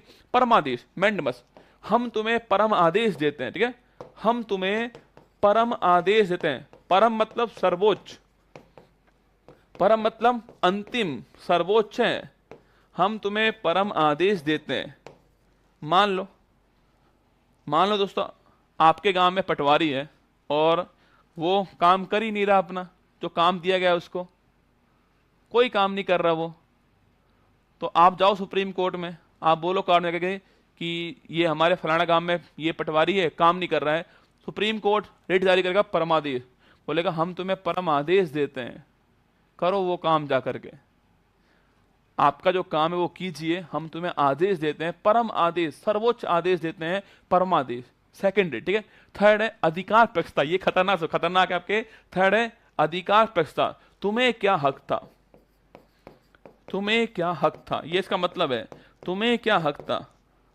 अब सोचिए आपके गांव में पटवारी है, यहां तो वो काम ही नहीं कर रहा है, तो जारी कर दी परमादेश। मान लो दोस्तों वो बहुत ही काम कर रहा है, पटवारी है और वो टोल टैक्स वसूल रहा है आपसे, मान लो पटवारी है वो टोल टैक्स वसूल रहा है, या दोस्तों पटवारी बन गया वो फर्जीवाड़े से बन गया है, सुन लो, फर्जीवाड़े से पटवारी बन गया है वो, या वो टोल टैक्स वसूल रहा है, उसका काम ही नहीं है वो उसके अधिकार से बाहर का काम है, वो वही कर रहा है काम। तो आप जाओ सुप्रीम कोर्ट में, सुप्रीम कोर्ट क्यों वारंट पर जारी करेगा आपके और पूछेगा तुम्हें क्या हक था, तुम्हें किसने ये अधिकार दिया तुम किस हक से इस जॉब के ऊपर हो, फर्जीवाड़ा तो नहीं है। तो तुम्हें क्या हक है, तुम्हें प्रूफ करना पड़ेगा सामने वाले को, तुम्हें क्या हक है, ये अधिकार तुम्हें किसने दिया आपके, ये बात समझना, ये बात आपके सीधे अधिकार पक्ष। तो पहला है उपस्थित करो, थर्ड है परम आदेश देते हैं, सेकंड है परम आदेश देते हैं, थर्ड आपके काम ज्यादा ही कर रहा है तो तुम्हें क्या हक था, फर्जीवाड़े से नौकरी लग गई है आपके, तुम्हें क्या अधिकार है, तुम किस अधिकार से इस पद के ऊपर हो। ये 3 पॉइंट हो गए। फोर्थ है आपके प्रतिषेध और उत्प्रेषण। देखिएगा, फोर्थ है प्रतिषेध उत्प्रेषण। ये समझने वाली चीज है। आज तक आपको समझ आया नहीं आया मुझे नहीं पता, आज के बाद आप नहीं भूलोगे, ठीक है। देखिए, प्रतिषेध उत्प्रेषण, ये 2 आपके रिट हो रहे, ठीक है। प्रतिषेध उत्प्रेषण, पहली जो 3 थी आपके, वो तो सुप्रीम कोर्ट किसी के लिए जारी कर सकता है, आपके जो भी चाहे, जो भी पीड़ित हो उसके तरफ से किसी के लिए जारी कर देगा, ठीक है। उत्प्रेषण और प्रतिषेध आपके, ये जो आपके अधीनस्थ जो न्यायालय है उनके लिए, ठीक है, जो अधीनस्थ न्यायालय होंगे आपके, उनके लिए जारी होने वाला आपके कौन सा, आपके प्रतिषेध उत्प्रेषण जारी होगा। प्रतिषेध इंग्लिश में बोलेंगे इसको प्रोहिबिशन, इसको बोलते हैं प्रोहिबिशन, ठीक है, इसको बोलेंगे प्रोहिबिशन, प्रतिषेध, ठीक है। इसको बोलते हैं शरीसरी, ठीक है, इसको बोलते हैं प्रोहिबिशन, इसको बोलते हैं सैरियोसरी, ओवर लगा लें, ठीक है, सैरियोसरी। सुनना मेरी बात को, प्रोहिबिशन और सैरिसरी। अब आप जब भी कभी बोलो इसको सैरिसरी को, तो बोलना धत तेरी की, सैरिसरी धत तेरी की। क्या बोलोगे, सैरिसरी धत तेरी की, धत तेरी की। क्या बोलोगे, सैरिसरी धत तेरी की, सैरिसरी धत तेरी की। कभी भी तो आप बोलो इसको, तो बोलना आपके सैरियोरी धत तेरी की। क्या बोलोगे, सैरियोरी, ठीक कर लो इसको,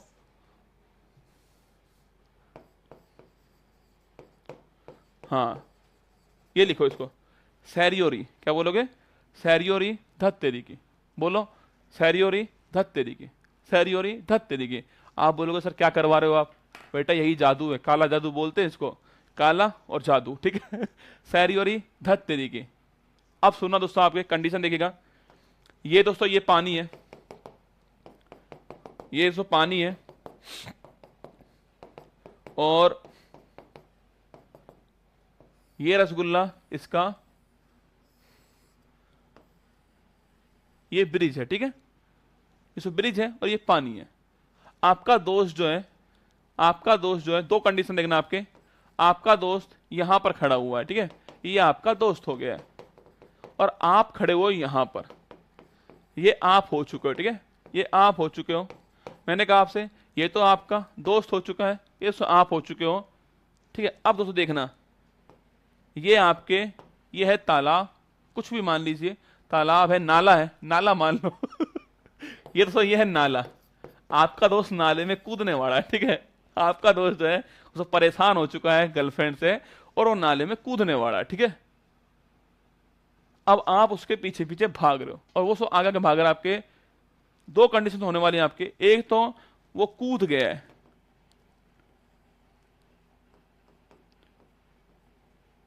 उल्टा हो जाएगा ना, एक तो वो कूद गया है, कूद गया, पहली कंडीशन वो कूद गया है।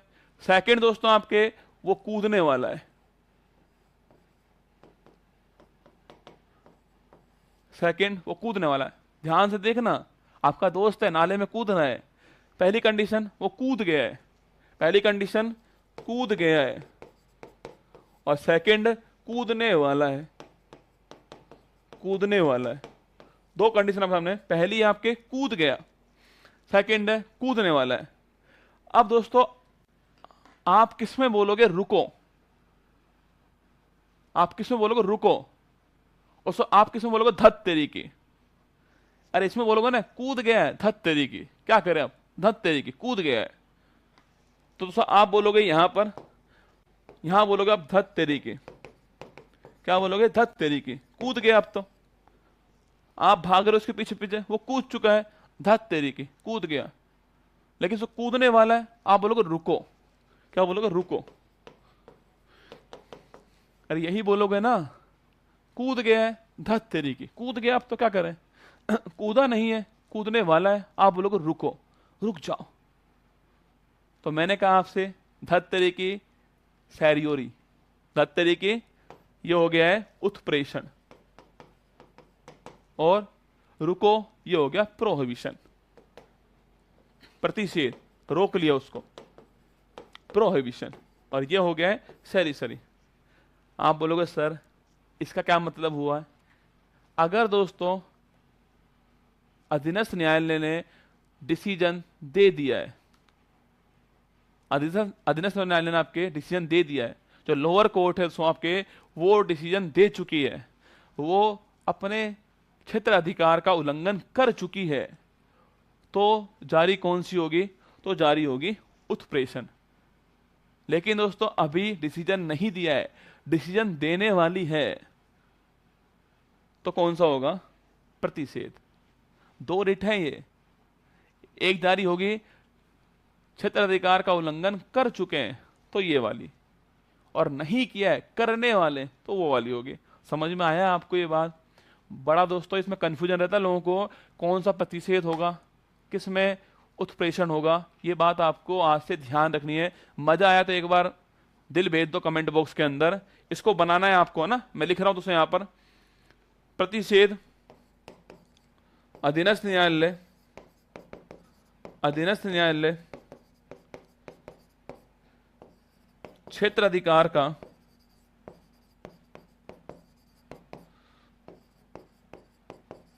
उल्लंघन नहीं किया है,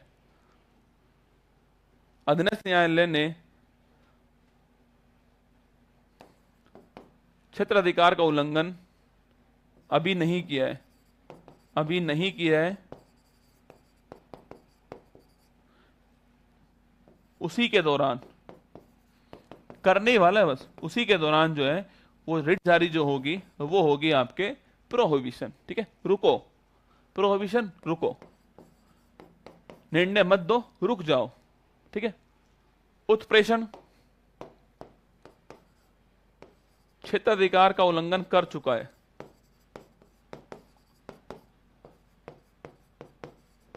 उल्लंघन कर चुका है, तो जारी होगी कौन सी? आपके धत तेरी की उत्प्रेषण। समझ आई आपको मेरी बात जो मैं कह रहा हूं? समझ आई? खोपड़ी में बैठी आपके बात? मैंने कहा आपसे कभी समझ नहीं आती लोगों को, पल्ले नहीं पड़ती, उनका होता क्या है यार, ये पल्ले नहीं पड़ता भाई साहब। ये बात आपको मजाक लग सकती है, पर कभी आप देख लेना, आज से पहले आपको ये बात क्लियर थी क्या? क्लियर भी थी तो आप क्या याद कर पाए उसको? आज तक नहीं कर पाए होंगे यार याद। मैं जानता हूं हमारे साथ भी ऐसा ही होता है, अगर कूद गया है तो ये वाला, कूद ही गया है, क्या करें, दे चुका डिसीजन तो ये वाला, अगर कूदा नहीं है कूदने वाला है तो ये वाला। तो जब भी आप बोलोगे उत्प्रेषण सैरिसरी, जब भी आप बोलोगे तो बोलोगे धत तेरी की, कूद गया है। तो ये बात आपको, हाँ केवल 2 मिनट और रुक जाओ, केवल 2 मिनट है ना, केवल 2 मिनट और रुक जाइएगा। तो ये है आर्टिकल 32 आपके सामने, 5 रिट जो है वो जारी करता है ये आपके आर्टिकल 32। मैंने कहा आपसे हैबियस कॉर्पस, परमादेश, अधिकार प्रतिष्ठा, प्रतिषेध, उत्प्रेषण जारी करता है, 5 आपके सामने ये है। ठीक है, 5 है। और आर्टिकल 226 में पढ़ाऊंगा तो आपके वहां पर जो हाई कोर्ट उसके पास 6 होंगी, एक इंजेक्शन फालतू उसके पास में होने वाली है, अंतरिम राहत भी उसके पास में होने वाली है, इस आपके 226 के अंदर हाई कोर्ट के पास में होगी, वहां पर आपको लिखा दूंगा। ठीक है, अब देखिए, अब 3 आर्टिकल और लिख लो, उसमें क्या लिखा हुआ है वो लिख लो। ठीक है, केवल है ना, केवल 5 मिनट और दो मुझे, हर चीज समझानी पड़ती, याद करवानी पड़ती है, इसमें थोड़ा टाइम लगता है ना, प्लीज केवल 10 मिनट और दे दीजिए। यकीन मानना ये 10 मिनट के बाद में फंडामेंटल राइट का सवाल अगर आया तो आप कर पाओगे, ये गारंटी है मेरी। ठीक है, देखना आर्टिकल 33, आर्टिकल 33, आर्टिकल 34 और आर्टिकल 35, भाग 3 35 तक ही है। मैंने कहा 33, 34, 34, 35, 3 आर्टिकल आप समझिए। आर्टिकल 33 लिखना आपके सैन्य बल, आर्मी, एयरफोर्स, नेवी, सैन्य बल, आपके रो, सीबीआई, इंटेलिजेंस ब्यूरो, आईबी, कुछ भी हो, सैन्य बल हो, रो है, सीबीआई है, आईबी है, सूचना वाले आपके जो भी हैं आपके, इन सब के फंडामेंटल जो राइट होंगे उन्हें सीमित करने का जो अधिकार है आपके, वो किसके पास हो? ये सो अधिकार आपके पास में पार्लियामेंट के पास में होगा। वो चाहे तो सीमित कर सकती है। ये अधिकार जो है वो पार्लियामेंट के पास में आर्टिकल 33 में ये आपको छापना है। सैन्य बल जो आपके हमारे फोर्सेज हैं, आपके रो है, सीबीआई है, आईबी है, इनके जो अधिकार है सीमित कर सकती है फंडामेंटल राइट को कौन? संसद। ये आपके आर्टिकल 33 में लिखा हुआ है। ठीक है, आर्टिकल 34, आर्टिकल 34 में मार्शल लॉ लगा हुआ है। मार्शल लॉ सैन्य कानून लगा हुआ है आपके। तो इसके दौरान व्यक्तियों के अधिकारों को सीमित कर सकते हैं, अधिकारों को सीमित कर सकते हैं। और ये पावर किसके पास में? ये पावर भी पार्लियामेंट के पास में। ये भी आपको ध्यान रखना है। ये पावर आपके पार्लियामेंट के पास में, ये भी आपको छापना है। मार्शल लॉ लगा हुआ है आपके, सैन्य कानून लगा हुआ है। आप बोलोगे हमको तो घूमने जाना है झील के अंदर, तो भाई थप्पड़ मार सकता है आपके सैन्य कानून वाले, बोलेंगे घर से बाहर मत निकलना।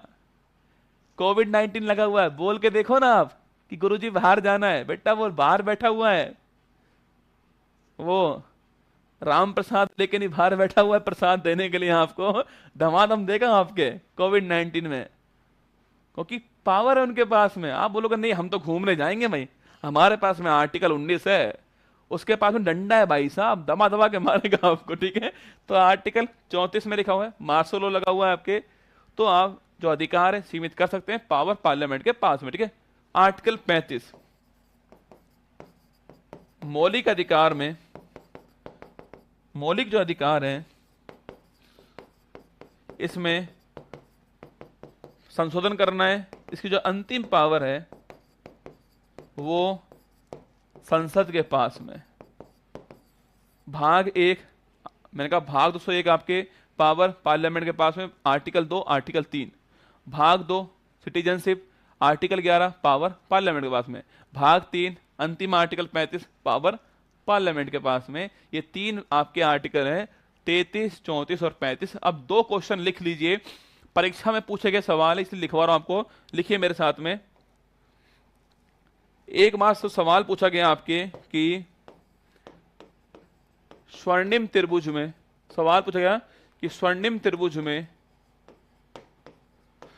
कौन से आर्टिकल शामिल है, कौन सा आर्टिकल शामिल नहीं है, कौन सा अनुच्छेद शामिल नहीं है।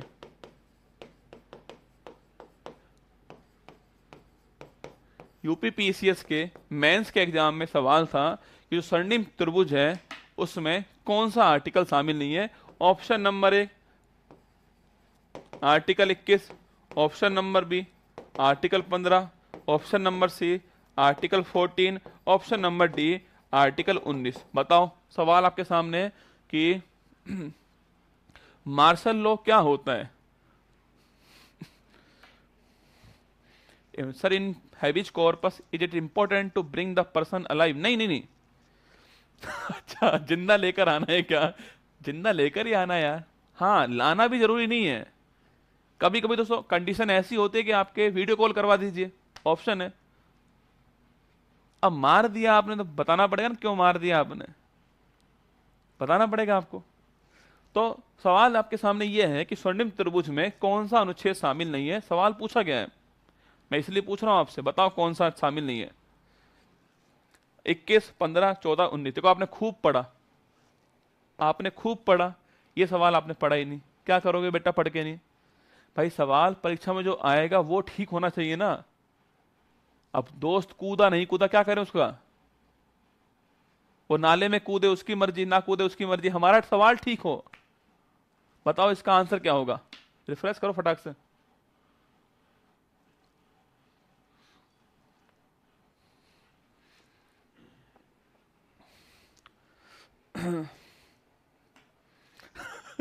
हमारे गांव में सरपंच काम नहीं कर रहा है, क्या रिट लगा दे उसकी?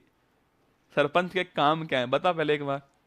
देखो सुन लो, पूछे आपसे कि स्वर्णिम जो त्रिभुज है, पूछूं आपसे इसमें कौन कौन से आर्टिकल जो है वो शामिल है। देखिएगा, ये स्वर्णिम त्रिभुज हो गया आपके सामने,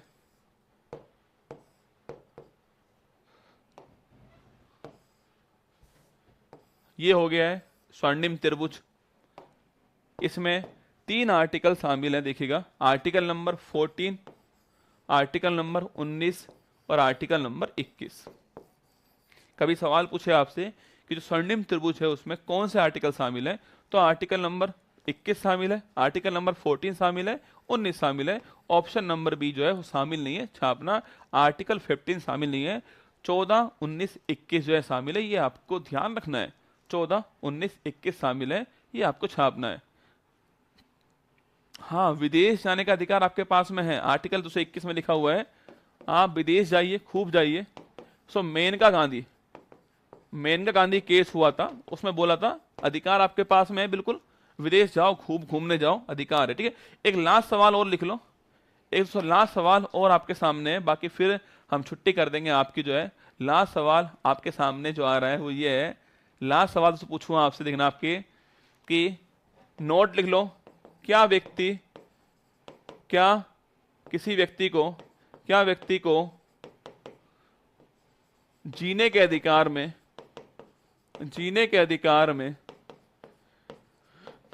मरने का अधिकार शामिल है?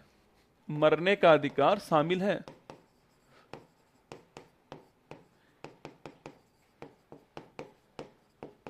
सवाल है, बताओ क्या व्यक्ति को जीने के अधिकार में, मैंने कहा आपसे आर्टिकल 221 में लिखा हुआ है राइट टू लाइफ, जीने का अधिकार आपके पास में आर्टिकल 21 में लिखा हुआ है। मैंने सवाल पूछा है क्या व्यक्ति को जीने के अधिकार में मरने का अधिकार शामिल है? क्या बात, बड़ी अच्छी बात है। बस थोड़ा और धैर्य रखो ना, थोड़ा और धैर्य रखो, काम हो जाएगा। ठीक है, सुनिए, मैंने पूछा आपसे क्या व्यक्ति को जीने के अधिकार में मरने का अधिकार शामिल है? ऑप्शन एक यस है, ऑप्शन बी नो नहीं है। ऑप्शन एक यस है, ऑप्शन बी नो नहीं है। बताओ क्या व्यक्ति को जीने के अधिकार में मरने का अधिकार शामिल है? ये सवाल दोस्तों, ये बड़ा मुद्दा था आपके, बड़ा सा मुद्दा था आपके। क्या व्यक्ति जो है उसके पास में जीने के अधिकार में मरने का अधिकार शामिल है? यस या नो? फिर जिसने सवाल लगाया था उसको बुलाया, क्यों पूछ रहा तू ये सवाल, तो उसने बोला कि आपने कहा है कि आर्टिकल 219(1)(a) जो है उसमें आपने कहा है कि बोलने का अधिकार है। फिर आप बोलते हो कि इसमें चुप रहने का अधिकार भी है। भाई मैंने बोला ना, आर्टिकल 219(1) में मैंने बोला कि बोलने का अधिकार है इसके अंदर, फिर मैं बोल रहा हूं कि इसमें चुप रहने का अधिकार भी है। तो जिसने सवाल लगाया उसने बोला कि मेरे पास में जीने का अधिकार है तो मरने का अधिकार भी होना चाहिए मेरे पास में। सुप्रीम कोर्ट ने कहा तू इधर आ, पहले तो मारा उसके कान के नीचे तमाचा, तू इधर आ पहले तो। अगर तू आज नहीं बोलता है, मान लो तू आज नहीं बोलता, मना कर देता है मेरे पास में चुप रहने का अधिकार, बोलूंगा नहीं, कल बोल लेगा। भाई आज नहीं बोल रहा है, कल बोल सकता है, ये आपके पास में पावर है, आज नहीं बोलू कल बोल लू। लेकिन दोस्तों अगर दोस्तों एक बार मर गया तो भाई साहब फिर तो कल तू बोले ना कि भाई जीने का अधिकार है, तो कुछ नहीं है, मर गया सो मर गया। तो चुप रहा आज तू, कल बोल लिया, ये आपके पास में फ्रीडम है। मर गया तो वापस कैसे जिंदा होगा तू बता। तो सुप्रीम कोर्ट ने आपके सुप्रीम कोर्ट ने आपके केस था, ये लिख लीजिए केस, ज्ञान कौर बनाम पंजाब केस, पंजाब वाद 1996। सर्वोच्च न्यायालय ने कहा है कि जीने के अधिकार में मरने का अधिकार शामिल नहीं है।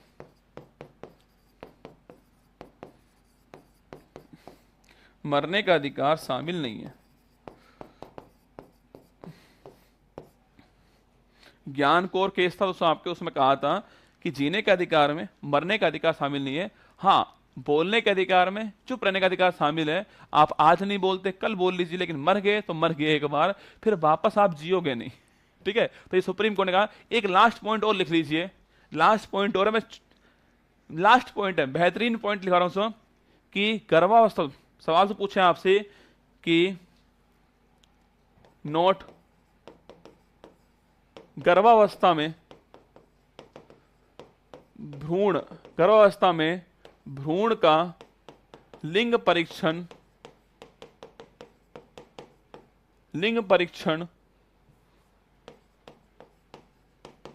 गर्भावस्था में प्रेगनेंसी के दौरान भ्रूण का लिंग जो परीक्षण पूछूं आपसे, तो लिंग परीक्षण पूछे आपसे,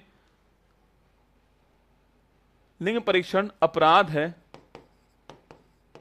यह बात सुप्रीम कोर्ट ने विजय शर्मा केस में बोली।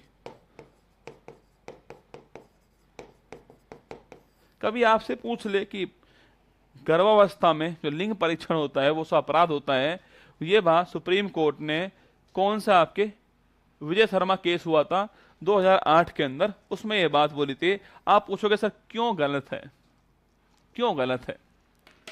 लिंग जानना, मान लो लड़का है तो आप उसको जन्म दोगे, हंसी खुशी जन्म दोगे।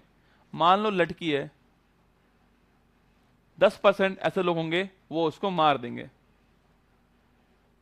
तो महिलाओं का जो अधिकार है, महिलाओं को जो जीने का अधिकार मिला हुआ है उसका उल्लंघन हो गया ना। आर्टिकल 221 में आपके जो महिलाओं को जो जीने का जो अधिकार मिला हुआ है आर्टिकल 21 में, उसका उल्लंघन हो गया। तो इसके लिए छात्रों से लिखना, महिलाओं के जीने के अधिकार का उल्लंघन, महिला के जीवन के अधिकार का उल्लंघन था, जीवन के अधिकार का उल्लंघन था।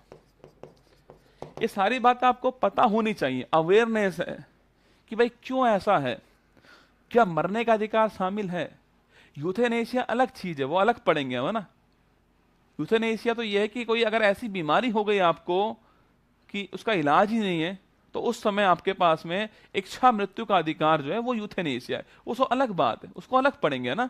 मैंने कहा ये 3 पॉइंट मैंने लिखा है आपको, तीनों पॉइंट अधिकांश जगह नहीं मिलेंगे आपको, फिर भी आप लिख लीजिए, मैंने लिखवा दिए आपको तीनों पॉइंट कि स्वर्णिम चतुर्भुज में कौन से 14, 19, 21 3 आर्टिकल, ठीक है। इसके अलावा क्या व्यक्ति को जीने के अधिकार में मरने का अधिकार शामिल है? नहीं है, ज्ञान कोर केस था, ठीक है। इसके अलावा गर्भावस्था में जो भ्रूण का लिंग परीक्षण होता है उसका क्यों अपराध है, वो सुप्रीम कोर्ट ने 8 के अंदर विजय शर्मा केस में बोला था कि महिलाओं के जीवन के अधिकार का उल्लंघन होता है इससे, इसलिए ये है, ठीक है। ध्यान रखिएगा अपना। अब मुलाकात आपसे होने वाली है मेरी जो है वो होगी, पढ़ा के छोड़ूंगा, चिंता ना करो, पढ़ा के छोड़ूंगा ना।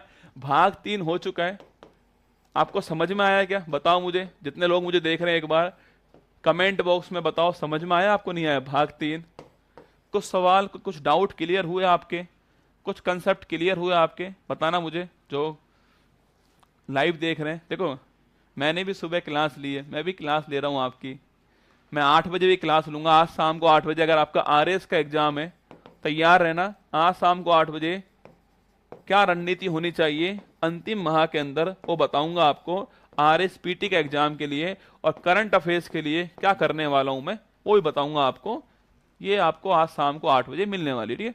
आज शाम को 8 बजे आपके लिए रणनीति आने वाली है, करंट अफेयर्स की रणनीति आएगी आपके सामने, और आरएसपीटी का एग्जाम आने वाला है, ठीक है। इसके लिए आपके लिए कल की छुट्टी है आपके ना, कल की टोटल ऑफ है, सुबह का भी ऑफ है, शाम का भी ऑफ है, कल का आपका ऑफ रहेगा। अब क्लास आपकी 1 तारीख को होने वाली है। 1 महीना हो गया हमारे बैच को, है ना, मतलब 1 महीना हो चुका है, 1 महीना हो चुका है हमारे बैच को। तो कल आपकी क्लास आपकी अगली 1 सितंबर को होने वाली है, जिसमें हम डीपीएसपी और फंडामेंटल ड्यूटी जो है इनको पढ़ने वाले हैं। ये हमारा पॉइंट रहेगा। भाग 4 और भाग 5 हम पढ़ने वाले हैं, ठीक है। चलिए खुश रहिएगा। आज शाम को 8 बजे फिर मुलाकात होने वाली है आपसे।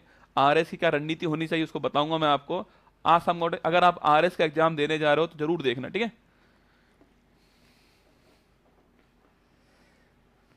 चलिए ध्यान रखिएगा अपना, एक बार फिर पढ़ लीजिए सारी बातों को।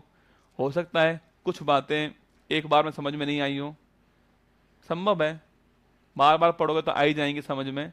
पर मेरा प्रयास था कि जो पॉइंट उसमें महत्वपूर्ण बताऊं आपको, पॉइंट क्या महत्वपूर्ण है।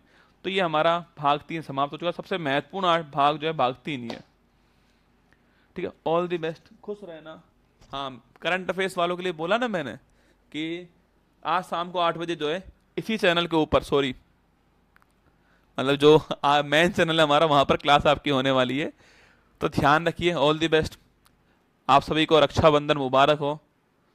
और अगर आप मुझे भाई मानते हो तो मैंने मान लिया कि आपने मुझे राखी बांध दी है, ठीक है। ऑल द बेस्ट बड़े भाई की तरफ से आप सभी को। खुश रहना, खूब आगे बढ़ना, सिलेक्शन लेना, अपने घर वालों का सपना पूरा करना, अच्छा पद लेना, यही उद्देश्य मेरा इस बैच का, यही आपका उद्देश्य होने चाहिए। अंत में 4 लाइनें आपके लिए, अंत में 4 लाइनें सुना रहा हूं आपके लिए। 4 लाइनें सुन लीजिए अंत में आपके लिए, बढ़िया बढ़िया लाइनें 4। पत्थर की चमक है ना, पत्थर की चमक है ना नगीने की चमक है, पत्थर की चमक है ना नगीने की चमक है, चेहरे पर सीना तान के जीने की चमक है। पत्थर की चमक है ना नगीने की चमक है, चेहरे पर सीना तान के जीने की चमक है। पुरखों से विरासत में, पुरखों से विरासत में हमें कुछ नहीं मिला, पुरखों से विरासत में हमें कुछ नहीं मिला, जो दिख रहा है खून पसीने की चमक है, खून पसीने की चमक है। ऑल दी बेस्ट, खुश रहिए, ध्यान रखिएगा। जय हिंद, थैंक यू।